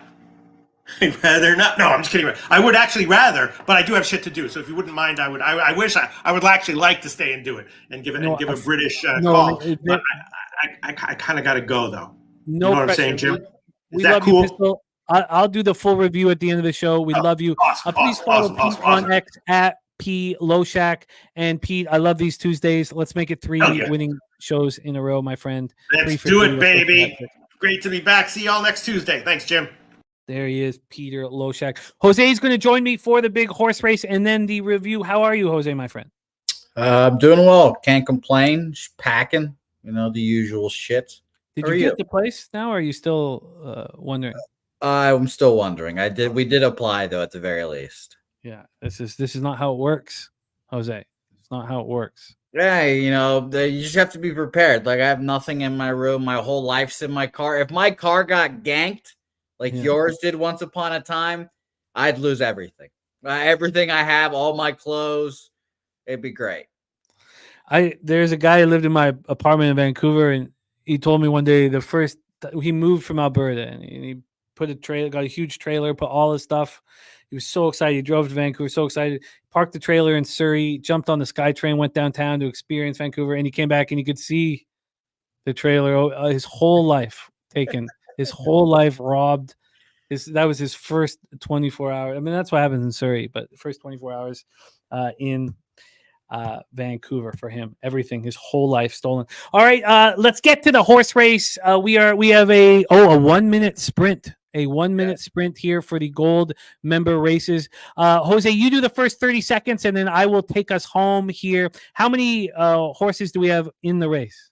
57 canals being used today, and it's an exciting race. The sun's shining. It's beautiful. Believe Nasty Nate said it's like 22 days left until Pubapalooza, and we're all together shooting the horses. It's like shooting dice, but you shoot horses here, and not literally. Not literally. Very much. But and don't forget our big horse race on Saturday. Our horse racing show on Saturday, all day, all night horse action for us here on Pub Sports Radio, starring Razor Sharp Picks and myself. I can't wait for Saturday. Will you commit to a $25 horse race on that Saturday with me? Sure. Yeah, definitely. Definitely, we can do that. Definitely. It's only right. We have to run the horses on the horse show. It does make sense. All right. 1 minute race here for $50. Jose will call the first 30 seconds. I'll bring us home. Jose, take us home, baby. All right. Let us survey the field here. Beautiful list of 57 horses. We appreciate all the Pub Sports Radio Gold members. All you have to do is win this race once, and it pays for itself. And guess what, guys? The horses are in their canals, and we're racing in San Antonio. They're off, and Jimmy the Bag at the 50 post comes out hot, but immediately realizes I've shot out my load too much and falls all the way back. We've got Fat Wally in here, Coin, Ian Shaber. By the way, Jimmy, we've seen a recent trend of horses that are in the lead holding on to that lead late. So it's going to be very interesting finish, Jimmy. Let us know how it ends. Chosen one up front. Big Show Picks, Coin, and Dutch Boy Fresh making a move to the front. Here comes Nunya. Nunya flying out of nowhere here on the inside. Wow. Nunya trying to get right up to the front. Look at Nunya go, but Mikey Money and Director 97 trying to come home with it. But Nunya will not stop. Nunya keeps moving forward. Nunya poking his nose in front. Nunya trying to find a wire, but Bunk Hoot says no. Bunk Hoot says nay to the bob, and so does some even got you. Oh my God. Fanatical Jim flying late. I was Sharon Pulliam coming second. It was almost the second win for Sharon. There is our guy, Fanatical Jim. He's been with us all show long, and he's $50 richer. Fanatical Jim, please email us, pubsportsradio@gmail.com. More money for Fanatical Jim. Let's take a peek at who came last here in this one. Nasty Nate was up there. Rez Mob came 7th. Brown Hughes 16th. Sammy Calmer 19th. Nasty Nate 21st. Dutch Boy Fresh 24th. And there's Nut Flush Allen 31st. Jimmy the Bag 33. I hated that early boost and then just you knew you were done already. Yeah. Juan Ruiz 45th, couldn't win 2 in a row. And Crystal Craig 47th. And if there was a prize for last place, if there was a surprise, it'd be Big T. It would be T. Yeah. Big shout out to T. Big T. Shout out to Fanatical Jim, and thank you to all of you for being a part of Pub Sports Radio and supporting us here. Pub Sports Radio means a ton to us. Let's review all action. Pete and I going for 3 for 3 since we've rejoined each other here. So let's get this cash. Ron Crawford spreadsheet play today is Detroit Red Wings -1. Loshak's on the under 6.5 in Vegas, Toronto. I'm going to add that if it's still available right now. Coyotes money line. That line's gone heavy against me. I'm on the Red Wings -1. Pete joined me, got a much better line. Loshak's on the under 6.5 in Buffalo, Florida. I do have Sabres question mark, but I'm going to stay off of it. Lightning, I think, is the second best bet on the board. Loshak's on Ottawa first period. I'd like to join him. Loshak's on the Hurricanes first period. And Nachas, Martin Nachas over 2.5 shots. And then the under 6 in St. Louis, Winnipeg, we're both on. I destroyed that line move and then it went against me. I don't get it. I guess I'm going to stay off the Kings, but I'm interested in them. Stars, Avalanche, no action. And then Canucks -1 is the best bet on the board. Loshak on Canucks -1 and the Penguins team total under, which I may be adding as well. We stayed off New Jersey, San Jose. We have already reviewed all of college basketball and all of NBA. So that, my friends, is our show today. Thank you guys for being a part of it. I know it was a long one. It was mighty difficult. We broke down 54 games. Ian Shaber, Justin McKelvey, Gerald Jones, Viper NB, Sharam Pulliam, Crystal, Craig. Thank you all for your support. Billy Friedrich, Mikey Money, Viper, as I said, Viper rolling with Andrew G, Real Deal Prime, Ricky Bobby, Nasty Nate, thank you. Truth Teller, Joey Marinaccio, the Dapper Capper. Thank you guys so much for all of the support that you give us. Kelly McInnes, Coin, Chang Kim, My Dude, Troy Torrance. Have a great time sitting courtside for the Bulls game. We'll keep an eye out for you. UPK Ayashala, Billy Briz, Fanatical Jim. Congratulations on your win. Thank you all. King Al, all of you. Ray Charles, DC Capper, all of you. Thank you for your support. Jose, that was a long one, and the stakes are extremely high. It's going to be a very pressure-filled evening for me. Can you please bless our action and send us into the future, my friend?